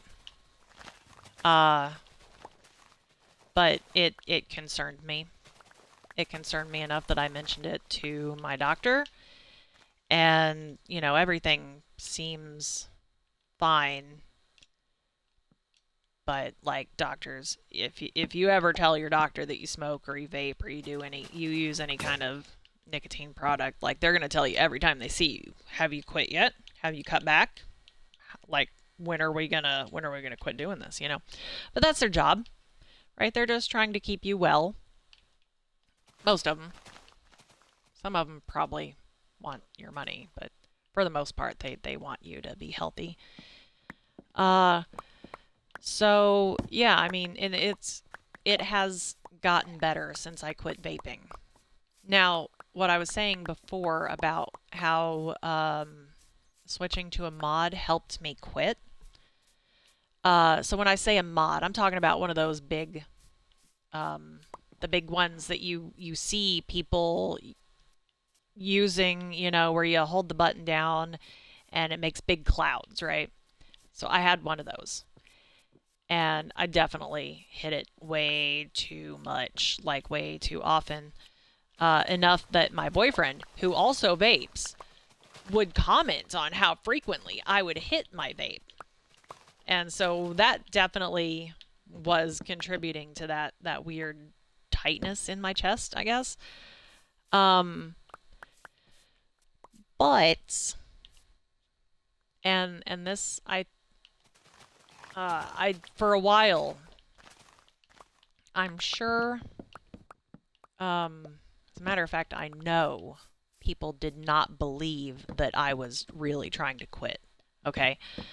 Um, Several people noticed or noted that once I decided that I was gonna work on weaning myself off of the nicotine, and that I was gonna put, an effort into quitting the vape. Like they noted to me that since I had started that, I was hitting my vape more often, right? And that's important because the way, like my plan, right? I had a plan and it actually worked. Okay? And so this is why I'm telling you, because if you already vape, first of all, and I'm going to say this every time, if you don't vape already, do not start vaping. It's so bad. Okay, I'm not lying to you. The people who tell you this, they're not making it up. They're not, it's not some secret club that we don't want you to join. We genuinely do not want you to start doing any of this because we know firsthand how difficult it is to stop. Dang it, I did not want the sticks. Okay, that up on the D-pad, it's starting to get to me, but I need this controller. Okay, so if you already are addicted to vaping, and I'm not giving you bad advice or, whatever, then maybe this will help if you want to quit. Okay, so what I did, I had one of those mods where you pour the juice in to the glass tank, and yeah, you know what I mean. If you know, you know. If you don't worry about it, because you don't need to know. You don't need to vape. It's bad. But if you have one of those mods, what I did, okay, I would get my vape juice, and I got, those condiment bottles. I actually got mine at the Dollar Tree, so it was really cheap. But the really big empty plastic condiment bottles that you see for like picnics and stuff. Sometimes restaurants will have them, but it's got that it's like a refillable kind of thing with that sort of pointy tip on it, the top, the cap, right? And you can buy empty ones, and I guess you take them to the park and whatever. You know, I, I'm not sure. It's a condiment bottle. It's for ketchup and mustard and things like that. Um, it, the ketchup and the mustard ones. Sometimes you can get them in like red for ketchup and yellow for mustard. The ones at the Dollar Tree are usually clear. Sometimes you can get them with fun words on it. Like when it gets close to, well, springtime, like now probably you could find them there, and it'll have like some cute little saying about grilling or whatever, because, grilling, summertime grilling. Anyway, what I did was I took one of those condiment bottles, okay, and I would take my juice, and I would get, so when I was vaping, um, the juice that I use, and I had one of the Salt Nick nicotine vape things before, and I think technically my mod could have used the Salt Nick. Uh, Once I switched to the regular e-juice, I could not hit Salt Nick. It felt so harsh to me. Okay. Um, but I was using e-juice. Okay, and so the Salt Nick I think has different strengths, different numbers, whatever for the stuff. The e-juice, you can get 0 milligrams of nicotine. Oh, oh, hang on 1 second. Sorry, excuse me. I will be right back.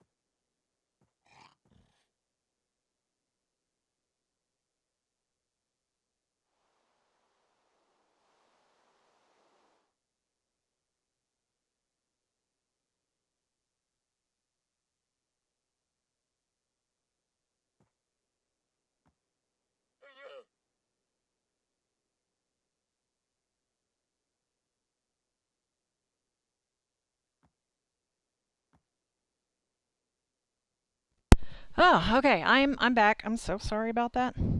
Oops. Okay. Here we go. Ah, things were happening suddenly and unexpectedly, and it was nearly a disaster, but we're good now. Disaster averted. The controller did just like flop over and do some nonsense apparently. Okay. Sorry. Had to run, do a thing. Okay, so I don't know if you can hear that. That's my device back there doing device things, I guess. Anyway, so I was saying that I got this condiment bottle, right? Empty condiment bottle.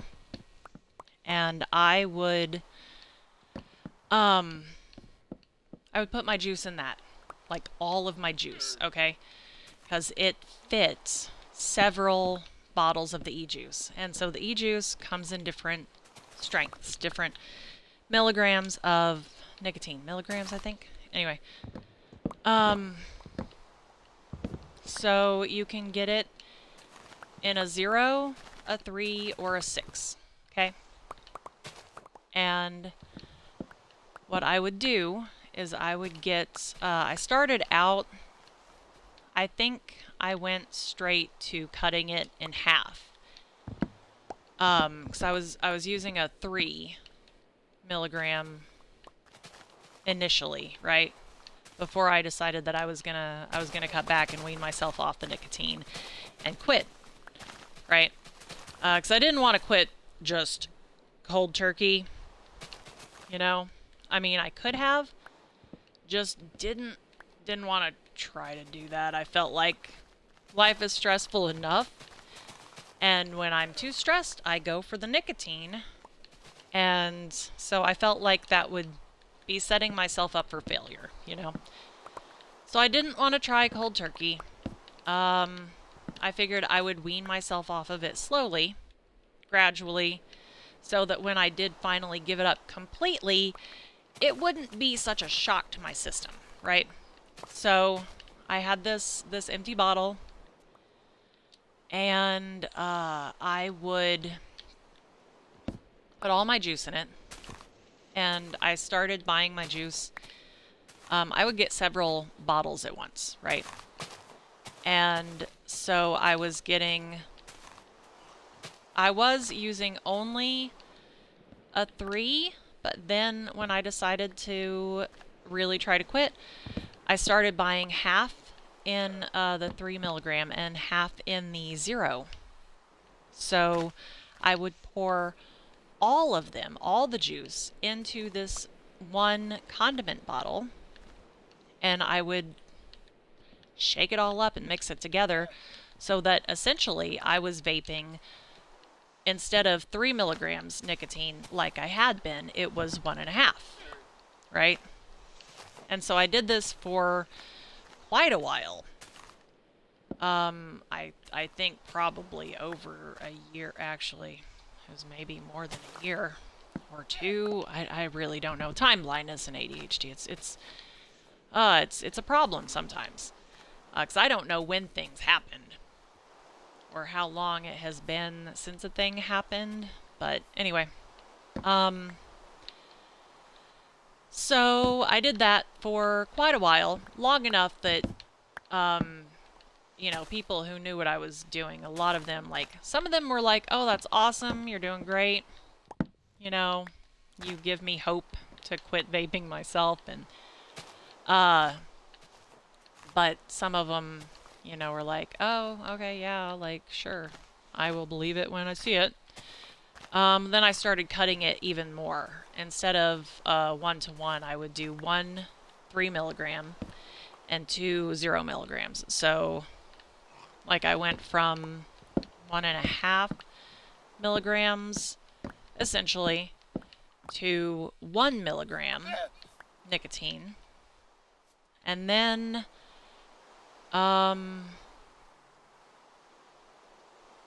And then I think at some point, when I really like, definitely when I started feeling like that tightness in my chest, um, oh, hi, sorry, I didn't see you. I had to step away for a moment.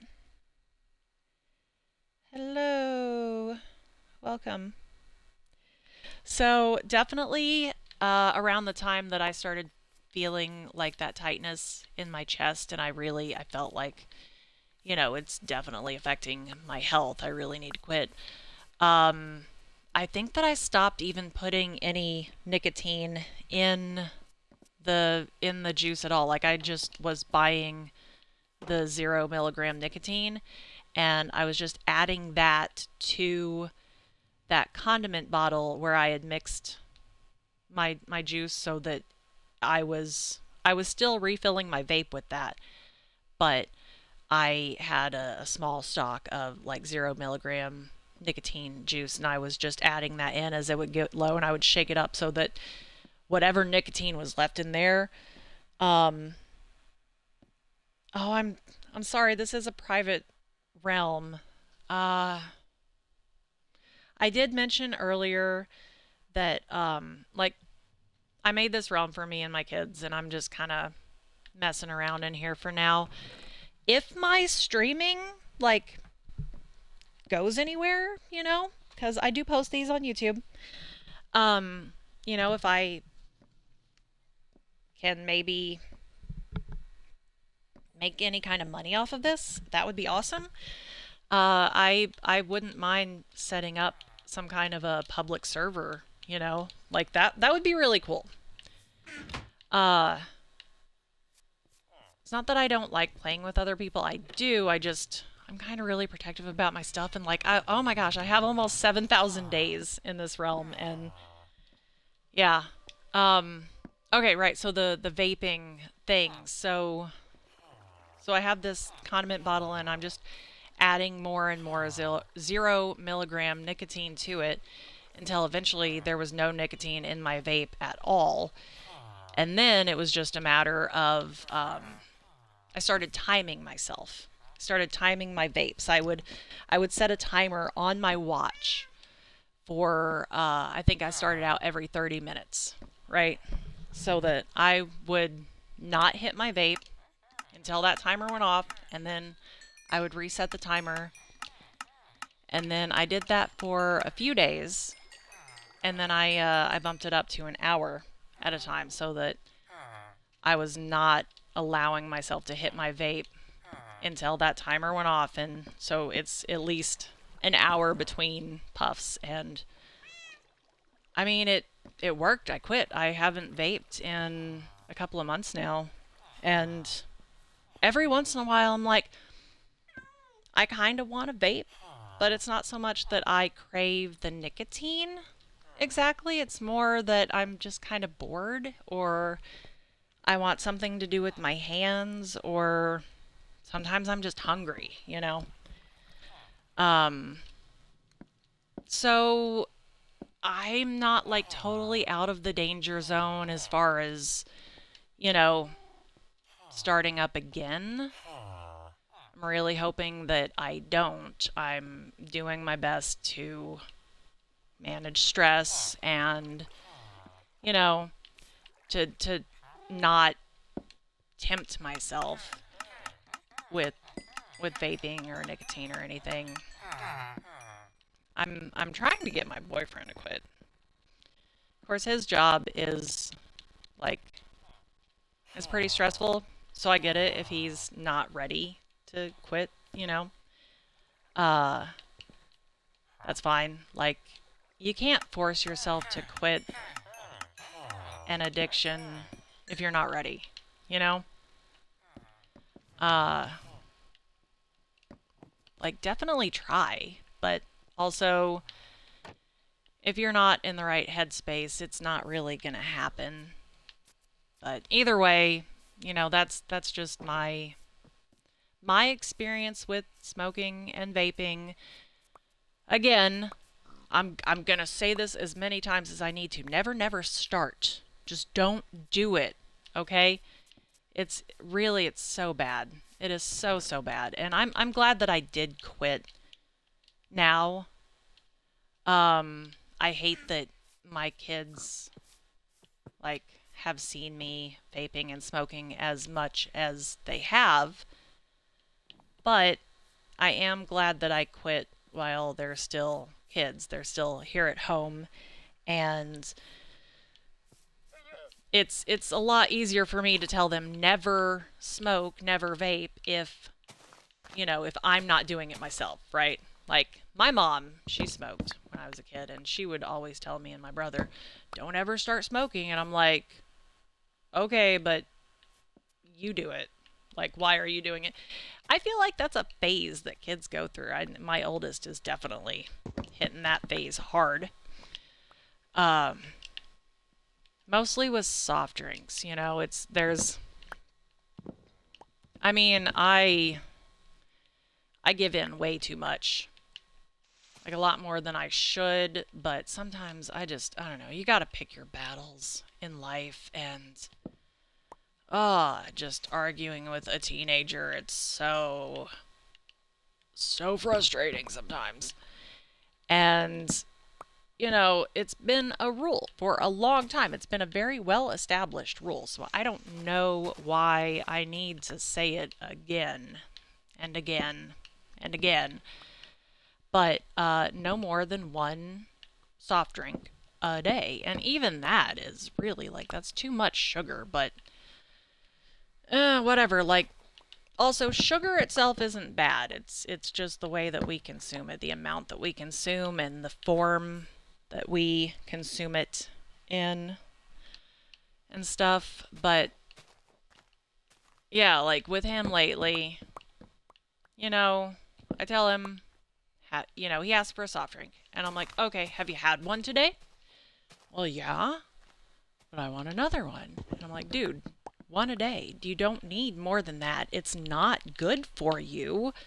You're lucky I bring it into the house at all. And then he's like, well, you have more than one a day. What about you? Well, I'm the parent. I'm the adult. That's just how it works. I'm sorry that the system doesn't seem fair. And, eh, you know, I don't know. Kids are fun. They're great. I love them. I really do. Um, I actually really do have a lot of fun with my children, as much as I complain about them, because they are punks. But they're my punks, you know? And they get me. And they're actually really funny. Uh, so, my youngest, when he was, oh my gosh, I think he was like, he might have been 3 years old. 3 or 4. I know he wasn't in kindergarten yet, okay? And I didn't really have them watch the little kid shows too much. The ones we did watch were the ones that I picked, right? Cuz like at the time, we had the one good TV.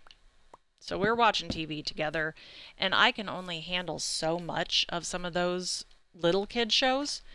So I got my kids started on stuff like Adventure Time early. And there's this episode. It's season 1. I think it's when actually it's really early in season 1. I think it's the one where they introduce tree trunks, and Finn gets beat up, and he's upset, and he's talking to tree trunks, and he's like, "I'm all jacked up. Look at my jacked up face." And it was so cute. My youngest, he comes in, and like I said, he's 3 or 4, but he and his brother, oh hey, yeah, oh my gosh, I love Adventure Time so much. But so he comes in, and he was in the kitchen eating pizza with his older brother. And he comes in, he's holding his slice of pizza, and he has pulled all the cheese and toppings off of his pizza slice. And he holds it out to me, and he says, well, I can't eat this. And I'm like, what do you mean you can't eat it? What's wrong with it? And he says, with a straight face, it's all jacked up. And I was like, That is the cutest thing I've ever seen. He was so serious. His pizza was jacked up and he couldn't eat it like that, even though he was the one who pulled all the cheese and the toppings off.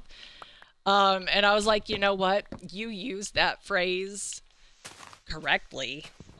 And you are right. That pizza is jacked up. I'm not going to make you eat it. You know, I hate to waste food. So usually, like, I'll make them at least try to finish what they've got. I won't force them to eat anything they really, really hate because, like, what's even the point? That's not cool. But, you know, if it's usually I would have been like, nah, dude, you got to eat that. I know it's all like bread at this point, but still, it's pizza. It's fine. But he was so cute. He's like, nope, I can't eat it. It's all jacked up. And I was like, you are absolutely correct. You do not have to finish that. Um, yeah, kids are fun. They are punks though. Seriously, like kids are they are something. I don't know. It's so hard to describe. I actually did not want like my own children. And I've told them this. They were accidents, but it happens. It's fine. Uh it's not that I didn't want kids exactly, but pregnancy and childbirth really scared me, and I didn't even want to risk it. I always said when I was younger, I was like, you know what, hand me a baby and I will love it. But I don't want to make one myself, right? But I did it, and it's fine. No more though. I'm not making any more. Uh, cause yeah, it was bad both times. I mean, we all made it through, but it was most unpleasant, and I'm not doing it again. Also, my youngest is 12 now, so there's a timer with kids, right? You're responsible. I mean, they're always going to be my kids, and they know that. But also, uh, I got like yeah, I have 6 years, right, before my youngest is 18, and both of my kids are legally adults. And oh, hey, sweet, yeah, subs would be awesome. Thank you so much. But yeah, like that 18 it's an 18-year timer that starts when you have a kid, and suddenly you are responsible for raising a little person into a new adult, right? And every time you have a new kid, that timer resets. And I am 12 years into this, and I am not resetting that. Uh, I mean, again, they will always be my kids. I will always be here for them. But also, you know, sometimes you just want to poop with the door open, and you can't do that when you've got kids running around the house all the time, right? Not that I'm going to poop with the door open. I'm just saying, like, at some point, you need your life back. You need to be able to stop living for other people, right? And some days I feel that's so hard, you know? Again, I love my kids. I love them. They're great. I've done the best I can with them. I tried to raise them to be like not just good people, but also good like cool, you know? Or at least what I consider cool, which is why I got them watching all the cool cartoons and playing all the cool games. I got them started on video games early. I remember my youngest, again, like this is shortly after the jacked up pizza uh, happened. Um, he was playing Borderlands with me. Yep, he was about 4 years old, and he is playing Borderlands with me. And he actually helped me beat Oh, no, I think we were playing Borderlands 2, and there's this giant skag in there. I missed a log. Dang it. I'm gonna go out here and get it. There's this giant skag, and there's a giant skag in the first one, but it definitely was not that. I actually just beat Borderland like the first Borderlands with my boyfriend. Recently enough that I remember most of the game, but I can't remember exactly how long ago that was. Again, the ADHD time blindness. It makes storytelling difficult sometimes. Like I know that it happened within the last year, but I'm not sure exactly when it happened. But anyway, we fought Skagzilla, I think was the giant skag in the first game. And I know that it wasn't that one because the one that me and my kid fought together, it was inside of like a cave or something, and there was a respawn point just outside the cave, and so he wasn't a whole lot of help as far as like actually fighting this giant skag. But what he did help with was keeping that giant skag from resetting, right? And I'm going to get more logs before I go in here. I'm not going to get a whole lot of XP messing with that. Yeah, so with the boss battles in Borderlands, the bosses will reset if you leave the area for too long. Actually, I'm not sure if it's like immediate or what the deal is. I just know that um, I go in there, I'm fighting this thing and it killed me. I respawned outside of the area. I run back in and it reset. And so I have my kid, my 4-year-old, on here, second player, and I have him, like, I've got us both set up with this respawn point, like, just outside of the arena. And so he would run around and just do his best to avoid any and all attacks from this giant skag, while I did as much damage as possible. And if I died, I would have him, like, just stay in the area, don't die, and I would run back as fast as possible. And if he did die at any time while I was in the area, we would swap controllers because I don't know.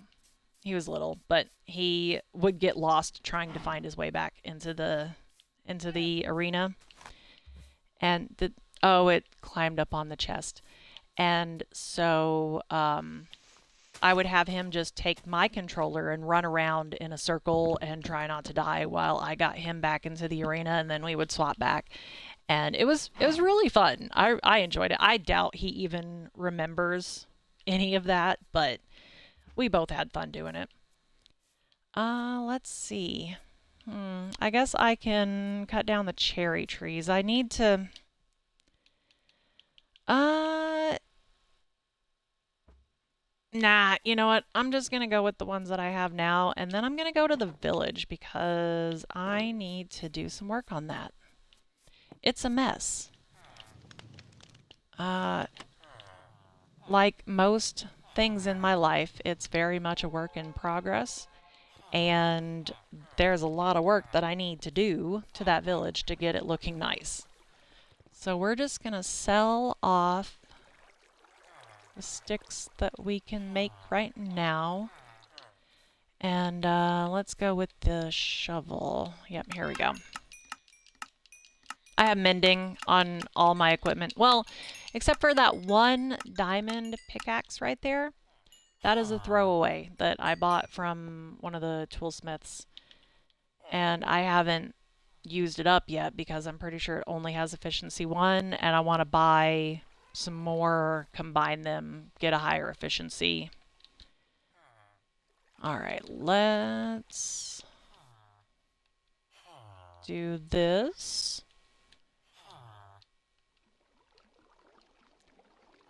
Alright. And I actually can't remember, like, what I was even doing in the village. Well, I mean, the last time I was doing any kind of work in or around the village, I was working on these fields outside of the village. there's this river that runs around behind it, and there's this pretty big open area just on the other side of the river. And so where I have the barn and the farmer's house, I don't know, I just mostly just doing it for looks, but I thought that side, with the farmer there, like that would be the spot for some crops. So I started working on setting up a big field area with some crops and things. Okay, yeah, we're gonna take. I don't really need any of that. Nah. Okay. We are gonna take the emeralds that I have. Nope. Did I put... No, I don't think there's any over here. No, what's in this one? There's some there. Let's take this granite too. And the gravel, because I can use that. Let's take this gravel. I don't need that rose bush. What do I have in here? We can... I don't know. I might just go see what's going on in the village and then figure out what kind of materials I need. Okay, let's... I don't know. Nah. Alright. I think... yeah, we're gonna grab the emeralds that we have out here. Ooh, yeah, see, I have plenty out here. Okay. And I'm gonna buy some more pickaxes. Yeah, so I got the toolsmiths. Oh Lord, we're at just over 2 hours. Well, yeah, I'm gonna have to hop off of here soon. I'm gonna get to the village first, though. I might be back on later today. It is Friday. I don't really have much going on right now.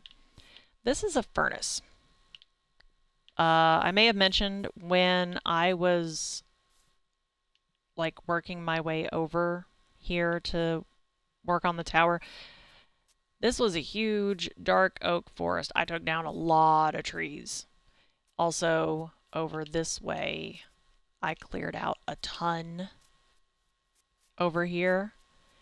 You couldn't see the ground for most of it because of the dark oak trees. And I mostly just... Hello, Mr. Business. Yes. I mostly did it just because of all the mobs that were spawning. I don't know whose house that is. I didn't build it. Anyway, right. So I was working early on in the realm, I was working my way over here to build that tower and, just huge forested area.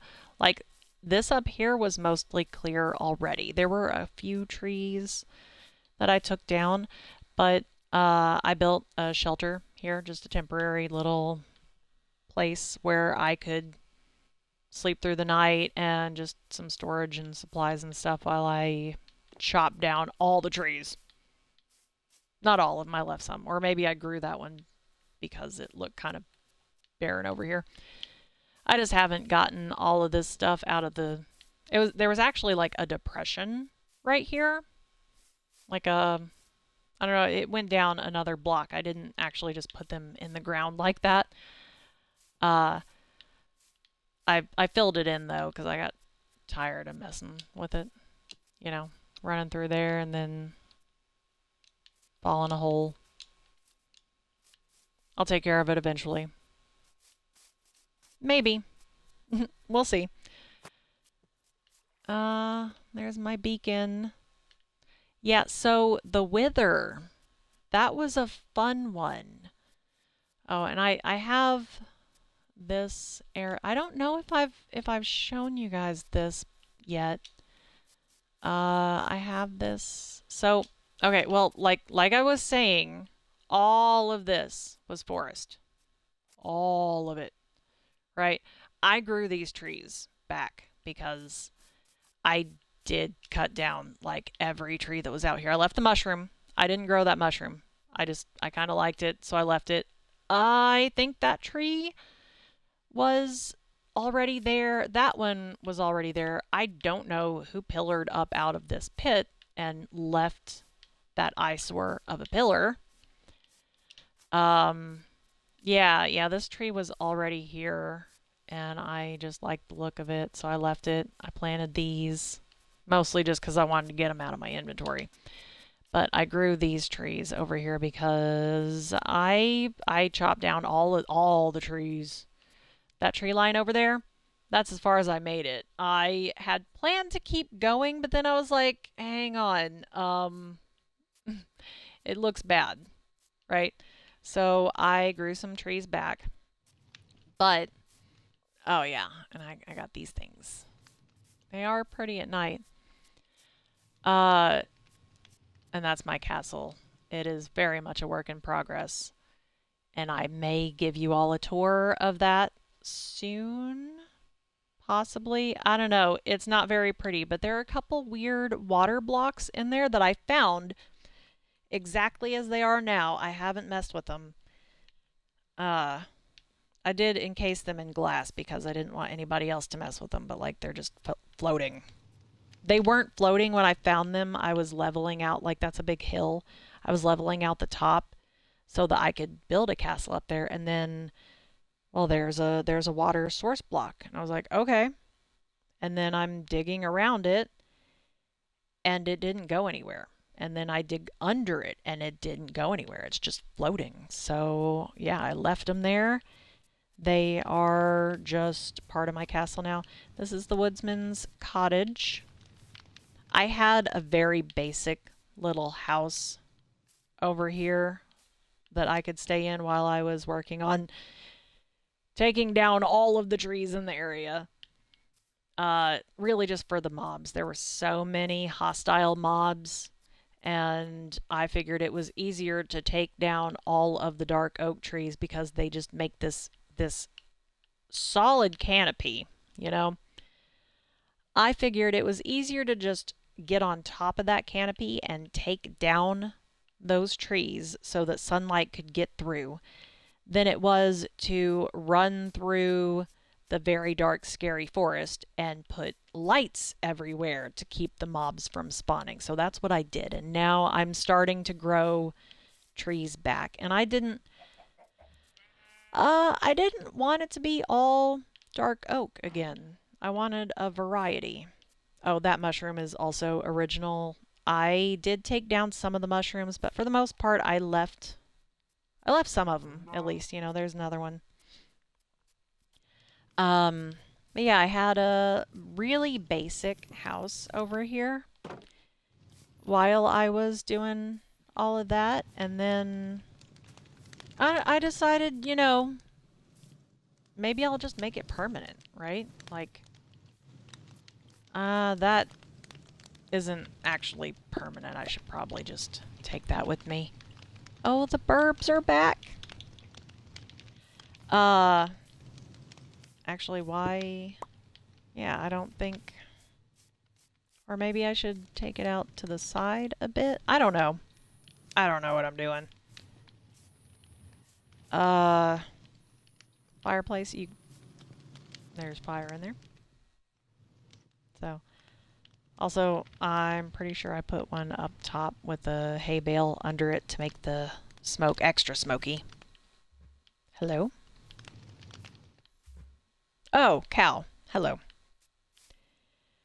And a wandering trader. Let's go see what he has to offer before we go inside the cottage. Is it a cottage or a cabin? Is there a difference? Oh, I should, yeah. I should bring up a tool that needs fixing. Alright, well, let's do this. Always. What enchantment is... Oh, dang it. Nope, nope. You gotta move it just right. Or, okay, efficiency 3. Yeah, why not? I can use that in my tunnels. And sea cucumbers. I read online that you can bone meal these things and grow more And I have tried. I have tried on land. I have tried underwater. I don't know if I'm doing it wrong. I don't know if what I read applies only to Java and not to Bedrock, which is what I'm playing. I don't know what the deal is, but I can never get them to grow. So if I can buy them, I will buy them. Also, yeah, why not? Let's get some ferns, right? Do you collect ferns when you break them, or do you need silk touch or shears, or what is even the deal? I don't know. I don't want to use up all of my emeralds though. Oh, the little burbs, they're so cute. I might plant some ferns in this area. Let's see. Yeah, let's put some. Should I put them in the yard or outside the yard? Uh, I think. Oh, right. Oh my gosh. Yeah, let's go inside. Let's go inside. I was like, I know I put an auto composter around here somewhere because I had so many leaves and saplings from all of the trees that I demolished. And I remember where it is. So let's go check out the inside. So this is it. You know, we've got this cute fireplace right here. I wanted to hide the auto composter. Now, oh, okay. Yeah, I guess it won't take my sword. You can just get to the output chest right there. I mean, you can hop up on here and crouch maybe, and I don't know, but you can get it from here. I couldn't think of a better way to hide it really. I might try something else. I didn't want to make the outside of the chimney, the fireplace area, like too big. I feel like it's already, like it's big enough, right? So I didn't want to do too much more to that just to be able to hide this. And yeah, but I'm still not totally sold on the curtains. I don't know if no, I can't bring them down anymore. I guess I could technically like put a banner on the fence post. I kind of like the fence post windows instead of glass windows. Usually I do glass, but I felt like, I don't know, it works. Then you got the basics here. Got a bed, got an area rug, and up here is all of the storage and more windows. Well, another window because this door right here, you got to crouch to get in it. But this is the input chest for the auto composter. So you put things in here, any compostable items, and then it will drop them into the composter. And sorry, mine's just blanking out. Yeah, it'll go into the composter, and as soon as that fills up, it feeds into that chest. And the reason that the floor upstairs is weird is because I needed to put the ceiling at the top of the thing. I wanted lanterns, right? And you can't hang lanterns underneath of top slabs, right? So these are slabs. You can see that they don't cover a full block, but they're bottom slabs, right? You can put slabs on the top of the block or the bottom. These are bottom slabs so that the underside is at that that line there between the blocks. And you can hang lanterns from that. But if I were to move them up half a block so that they were top slabs, the lanterns wouldn't be able to attach to them unless I put another like slab on the bottom to make it basically a full block. And I didn't want to do that. So that was my solution. And, you know, I feel like, I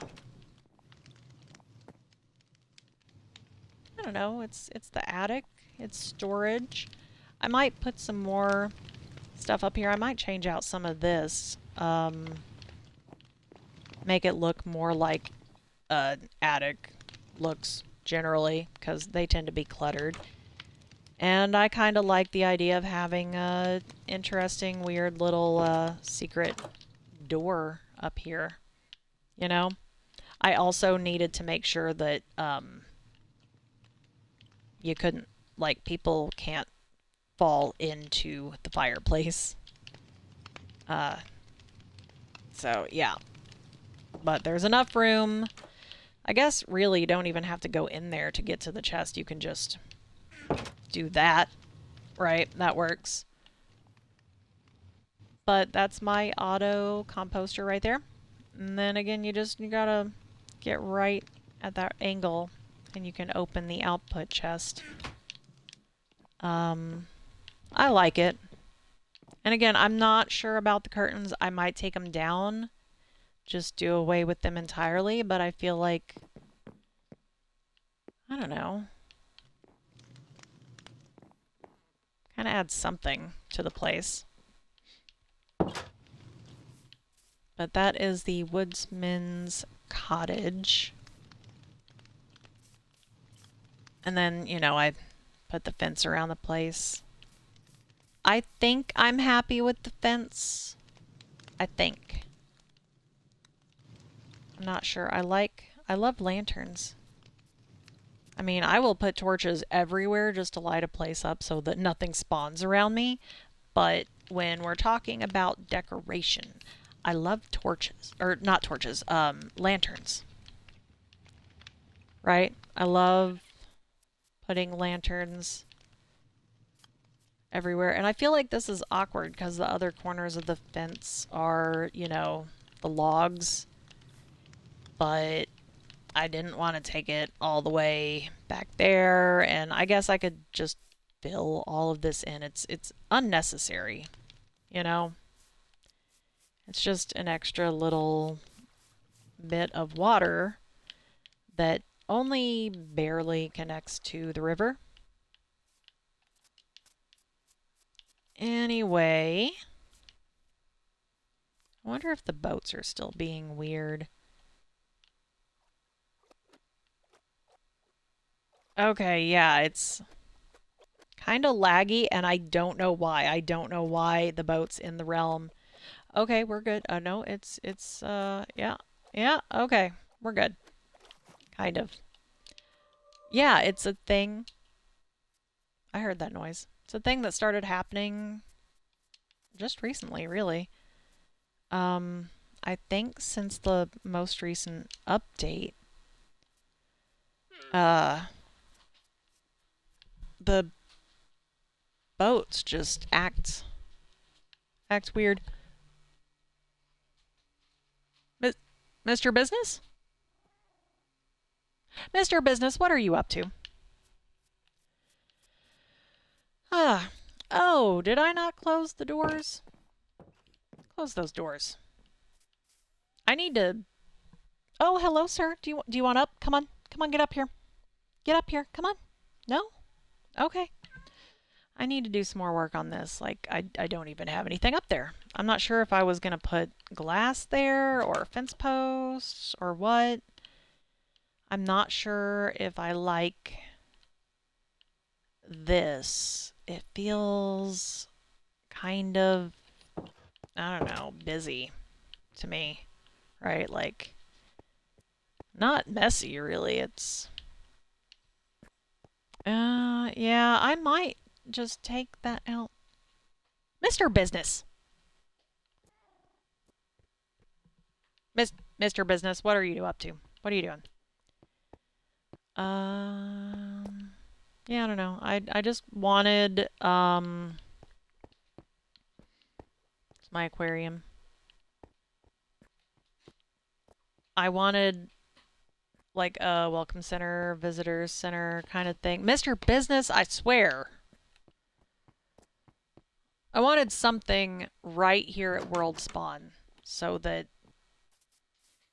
you know, when people first come in, they have this welcome center.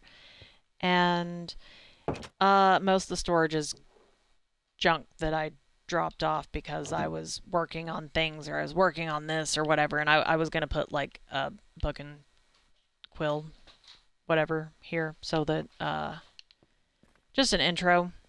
And I might have mentioned this before in another video. But you know, there's a big wraparound porch, and I need to get more lanterns out there. I haven't figured out where I want to put them yet, but I wanted to kind of like, oh, here's some information about the realm, coordinates for maybe interesting locations or whatever, you know, and then just some basic supplies in the storage. I will get to that, I promise. I will do the things eventually. And then Tower Zero. I'm definitely going to change the walls on that. And I don't know if you can see, but the corners there, I just put the slabs in there as placeholders so that I could get the logs on top of that to go straight up and down. I need to tower up from underneath and put a log in that spot and all the corners there. But I think that I'm going to do the stripped oak logs for... Maybe I'll use birch because there is a lot of birch in this area, and I decided a little while back that my towers were going to use the materials from the area where they pop up, you know? So yeah, there is a decent amount of birch. Maybe I will use birch for the walls, and I can keep the oak logs and the oak slabs for the stairs. Because I like some contrast in my builds, you know? I don't want to use all the same materials and colors and things. The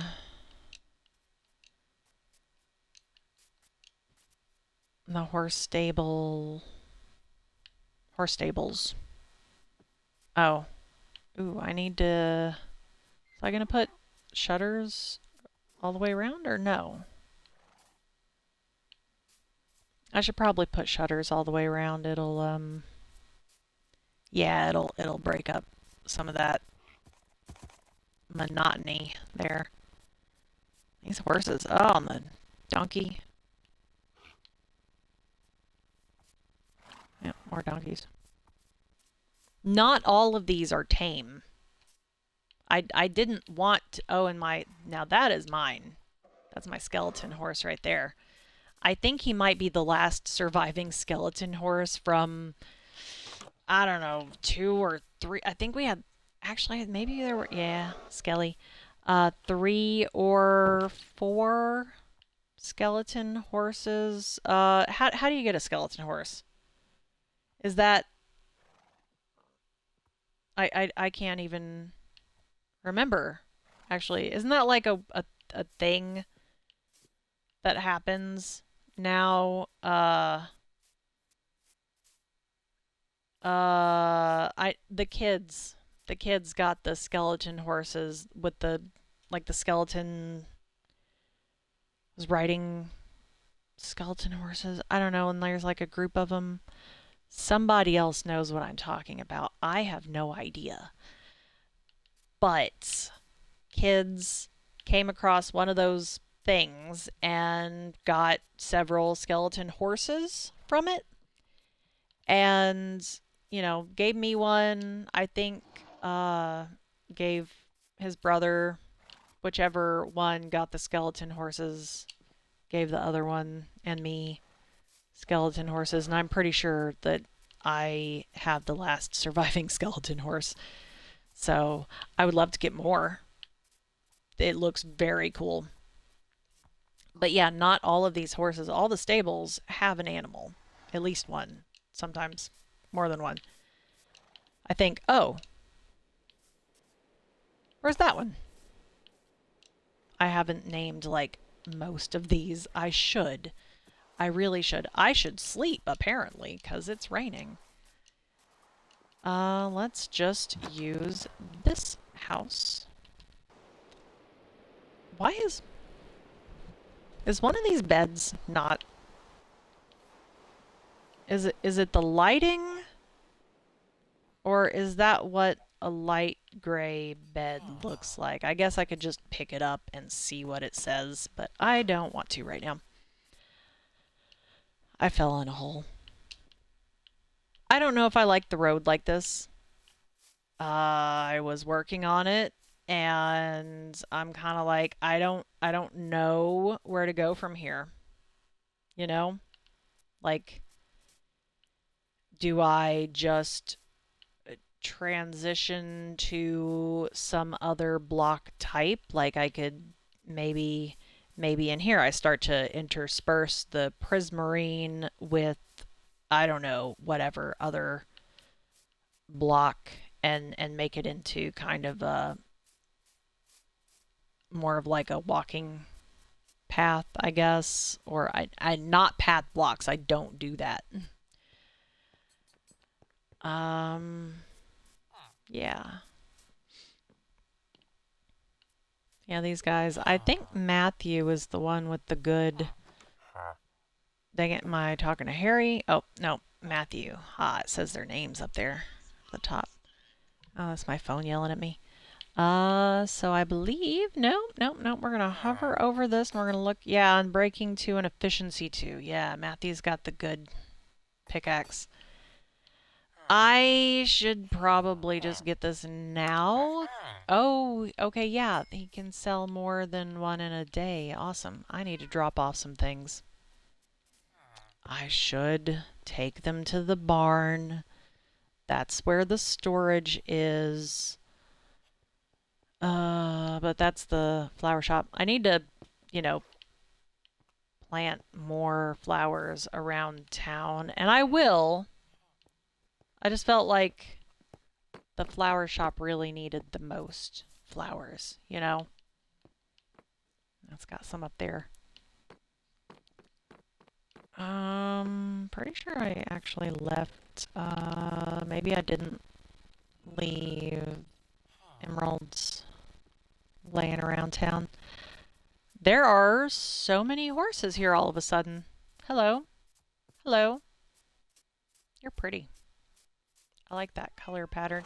I wonder, I have not looked this up, but I'm wondering now how many different color varieties there are for the horses. Did I open that? I don't know. It doesn't matter. Okay, let's drop off that. And, oh, right. We can drop off that. I'm just going to dump a bunch of this in here until I figure out exactly what I'm going to want to use around the village. And, yeah, I think I'm going to have to hop off now because holy crap, I am at 2 hours and 45 minutes. That's crazy. All right, it's cool.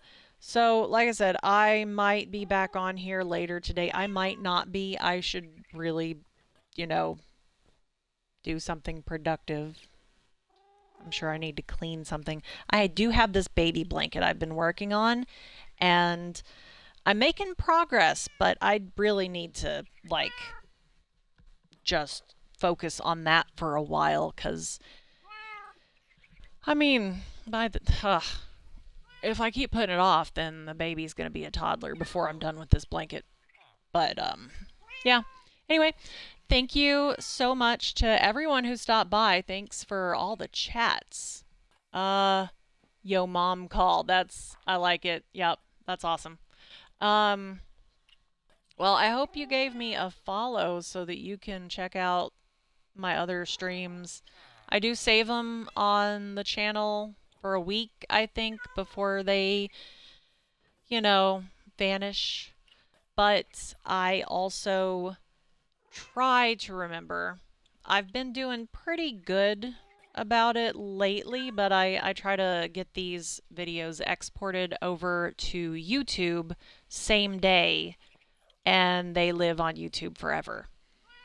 So it's same username, Grindle3. You can check me out over there. I've got some fun shorts. I figured out how to do that. Yeah. I'm very proud of myself. I'm actually really happy with this one short in particular. I made a clip of it on here. I don't know, do the clips go away after a while or do they just hang out like shorts do? Anyway, it was one of the murder mystery, like the actual, like Murder Mystery Monday, obviously, but the actual murder mystery game on the Hive in Minecraft. Um,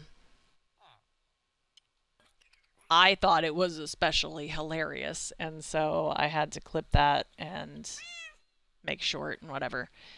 Anyway, I'm rambling because I don't know what to do with myself.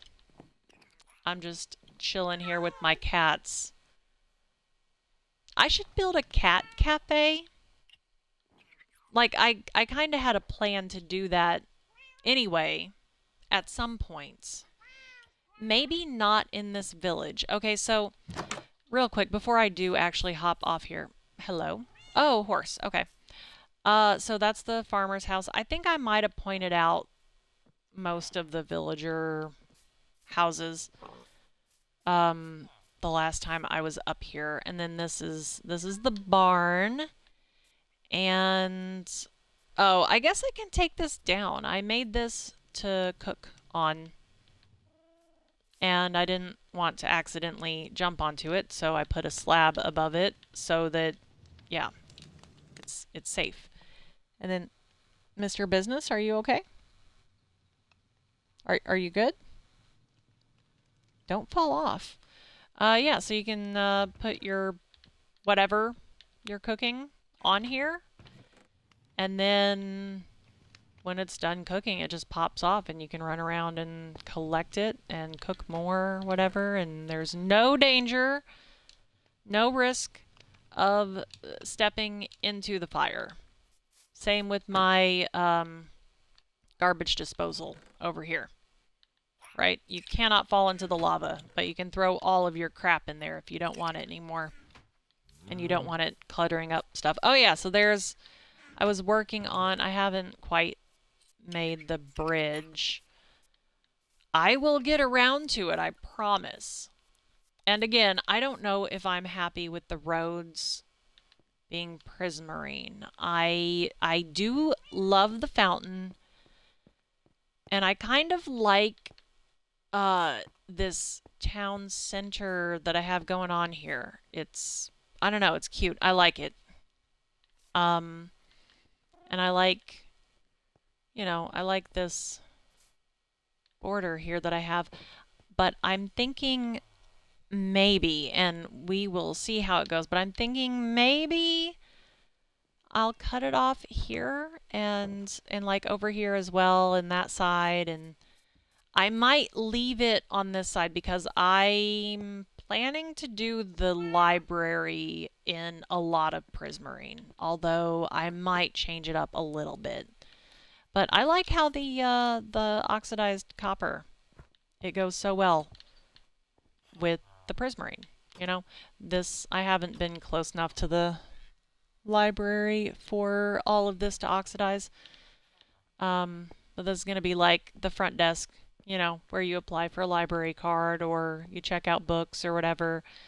And then I'm thinking it might have to be 2 stories because I want it decorative, so I want just a lot of bookshelves. I want a lot of chiseled bookshelves like I have in the cartographer's house so that I can put actual books in the library. And then I also need places for all of the librarians to just kind of be ensconced, you know. with their lecterns so that they're all. I don't know what that guy's doing over there. Oh, and one of them. Oh, wait, that's a cow. Okay, yeah, one of the librarians is all the way over there. I'm not happy with this bridge. Don't look at the bridge. It's bad. Also, that was not me. Okay, I brought my boyfriend onto the realm, and oh, hey, I have another viewer. Hi.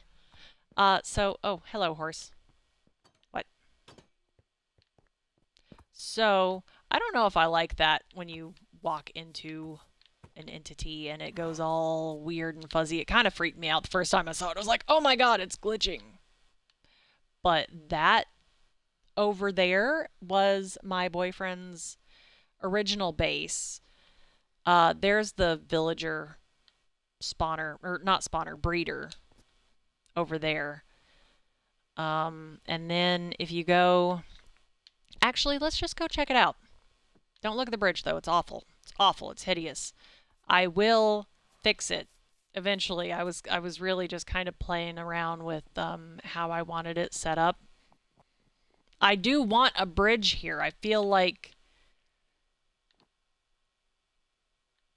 it needs something because I come over here. Also, I was growing a bunch of trees over. Oops. I was growing a bunch of trees in this area so that I could cut them down for sticks and trade with the Fletchers. Fletchers are right. Oh yeah, they're in that largish. Dang it, one over there without a roof. Here we go. Okay. So, oh yeah, boyfriend's base. He had never played Minecraft before. Um, I will clean it up at some point because yeah, definitely not the aesthetic I want for like right behind my village. Right? So we have the is there a wandering trader? Nope, just random wandering llama. Villager breeder right here. Oh, dang, they grew up in there. I wonder if they can still, like, pop out into the minecarts. I definitely got this design from YouTube.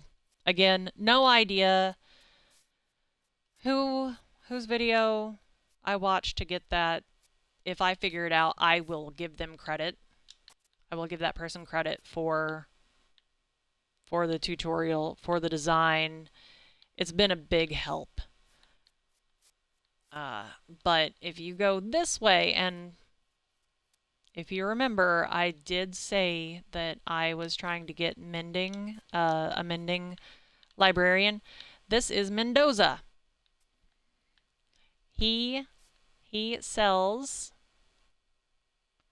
If you go over here to novice trades, because it's going to have to be the first one available, because that's the only thing you can see before you ever trade with a villager. Mending.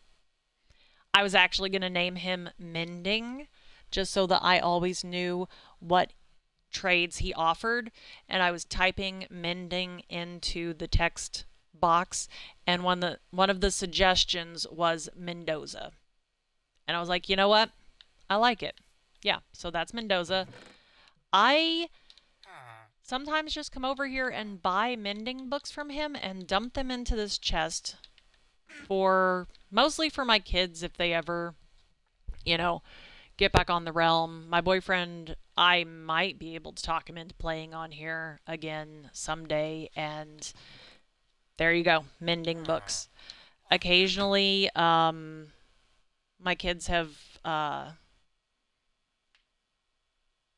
I think they've had a couple of their friends come onto the realm. Now, again, this is a private realm, so anyone who comes on here, I have to, oh wait, oh, that guy's just facing away. He's just, oh, are you pouting? What do you offer? Is this, what, is it Unbreaking? Ah, it's Unbreaking 1. Okay. I do remember now. I was trying to get Unbreaking for something specific. I can't remember. But this guy right here, I set and reset him so many times that when I finally got him to unbreaking 1, I was like, fine, I will take it. Okay, I will just buy. How many do you even have to get to what? Unbreaking 3 is the maximum level. So you get 2 unbreaking 1s and 2, that's 4. And then yeah, I think you have to buy 4 unbreaking 1 books from this guy to combine them to get Unbreaking 3. But that's fine because I have it. Oh, we have wild, like, not wild, we have stray cats out here. I don't think I have any fish. I know that, hello. I haven't gotten that achievement. Do I have fish in here? No. Dang it. Okay, so this disaster right here, right? This is before I realized that to reset their trades, you have to break the job block and place it to reset them before you ever actually trade with them, okay? I thought that you, like, to get them locked into their job, you have to trade with them. And so that's what I was doing, right? So I would set the job block, they accept the job, and then I trade with them once, the cheapest thing they have, the first thing that they offer, and I get them locked into that job. And then I'm thinking, okay, so they're locked into librarian, so I will break their block and place it again, and that will reset the trades that they offer as a librarian. That is not how it works, and it took me entirely too long to figure that out. And I don't know what to do with these guys. I don't know if I named any of them. They do have some decent trades on offer. Okay, this guy's the Silk Touch guy. And Silky, it popped up as a suggestion when I was typing Silk Touch. I was like, okay, that's your name. But yeah, none of them offer mending. And then, so I had all of this set up and I brought it all the way out here, far away from, the, well, not far away, but far enough away from the village and the villager breeder that they wouldn't connect, like they wouldn't attach to any job blocks or beds over there. And I did all of that and it didn't work. And then I figured out that you have to break the job block and place it again before you trade with the villager. You cannot lock them into their job before you reset their trades. If you lock them in, that's it. Their trades are set. You can't ever change it. I finally figured out how to do it, and I got Mendoza. And so I need to put a gate up here and maybe make the fences higher because this man is precious. Okay, this man, he is, I should probably close I do have, oh wait. Oh well, whatever. It's fine. It's fine. He's good. He has a bed, I think, under the ground, probably. Or I don't know where the bed is. The bed is close enough that he maybe he's still attached to one of those. I really don't know. The point is, I have a librarian who sells books of mending, and he is precious, and he must be protected at all costs. Anyway, so my kids have built some things out this way. You may notice those pillars out there. I had started, like, planning a really large build, and I was just trying to mark the boundaries, but I'm not sure if I want to put it in that area anymore. I might do that somewhere else. Oh, there's one of my ghasts. My happy ghast. Yeah, we can go this way. Yeah. Are you loose? How did you get loose? Is that my happy ghast? Or does that belong to one of the kids? Like, I gave them the stuff they needed to make the happy ghast as well. I didn't want to make the ghast for them. Like, I think anybody, like with the horses, you know, I made this happy ghast, and that's why it has magenta. That's my color. Um, but I'm pretty sure, like, you can tame a horse, but other people can ride the horse. You can make a happy ghast, and other people can ride the ghast, right? Like, I think that's how that works. But I wanted... Oh, okay, just got too far away. I wanted my kids to be able to get that achievement. This is a mess over here, don't look at it. I was working. It's a process. Just ignore it. I wanted my kids to be able to get the achievement for making the happy ghast. I can't remember what it's called, but I got a ton of ghast tears from my ghast farm. Also, you know, all the gunpowder ever. And then you can use, I believe you can use either soul sand or soul soil to craft a happy ghast. In fact, I have, well, there's a ghast tear. Oh yeah, see there, a dried ghast, that's what you make. Let's see. I know I have all those parts. Are they... That's not what I'm looking for. My storage is a mess. Okay, don't look at it. All right, here we go. So we have soul soil and soul sand. Now, how do you do this again? Because I don't think it shows up in the recipe book. I think you have to just place the things. Do you do... Let's see. Is it... Oh, what am I doing? Oh, dang. All right, we got this. Is it that and then a tier in the center? Wrong button. No, maybe it's tiers on the outside and then the thing. Yeah, that sounds right. Okay, so I need this because I need more tiers. Then not. Let's... it doesn't want to move. Okay, all right, here we go. All right, we'll do this. And then, you know what? Let's go ahead and just... Because I'm going to do one of each. I just want to show you... No, put it down. Okay, so we're going to do this. This is soul soil in my hand right here. Is that not how you do it? How do you do this? I'm sure that I read that you can use either. Maybe it's only soul sand, or maybe it didn't like that. No? Okay, never mind.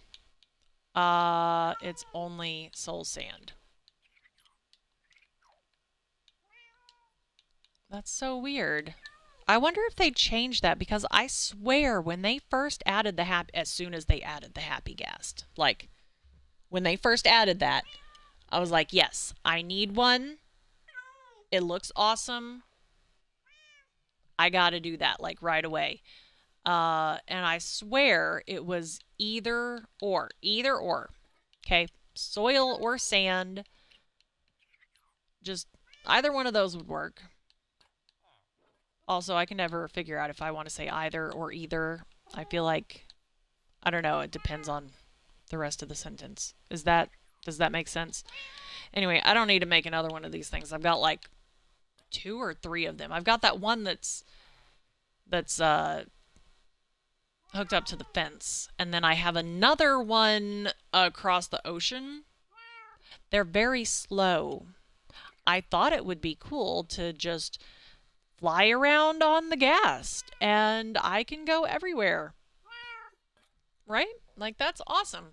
They're very slow. So I ended up just kind of leashing that one to a fence post over there. I'm gonna build, like, I don't know if it's like a city. I guess you could call it a city. I have plans for this area just off the coast, across the ocean. Um, I haven't done a whole lot of work in that area just yet, but I will get to it. Oh my gosh, we're over 3 hours now. Holy crap. I need to get off of here. All right, I'm going to put all of this stuff back in this chest because I don't need to hold on to it right now. And again, I swear, you could, like, I swear, I read and I even did it. I thought I did it. You know, I did soul soil and soul sand, and they both worked, but maybe I'm remembering incorrectly, or maybe they've changed it since then. I do not know. It doesn't matter. One of them still works, but I don't need another ghast right now. Anyway, I'm gonna just check in here, set my respawn point, and I'm gonna hop off, okay?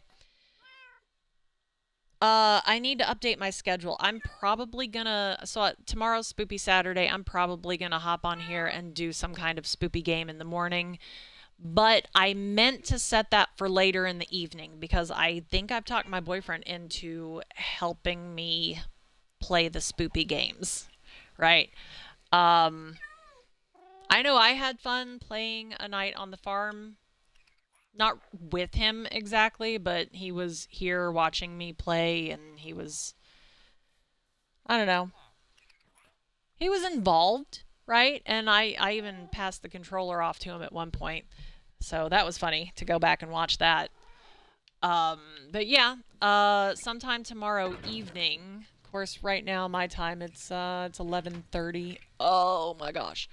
So I will try to update that schedule to show the evening time as well for anyone who's interested. Yeah. Anyway, thank you all so much for stopping by. Next Friday, I don't know if I'm even gonna play on the Realm at all until next Realm Friday. So there's a very good chance. Now, I mean, I might play it on my Switch a little bit, but really, I want to start again right here so that I don't spend most of the stream running back to the village from 5,000 blocks away, you know? Yeah. So I think I'm done rambling for now. I got myself a drink earlier and I haven't even opened it. I'm gonna hop off here. I will catch you all later. Thank you.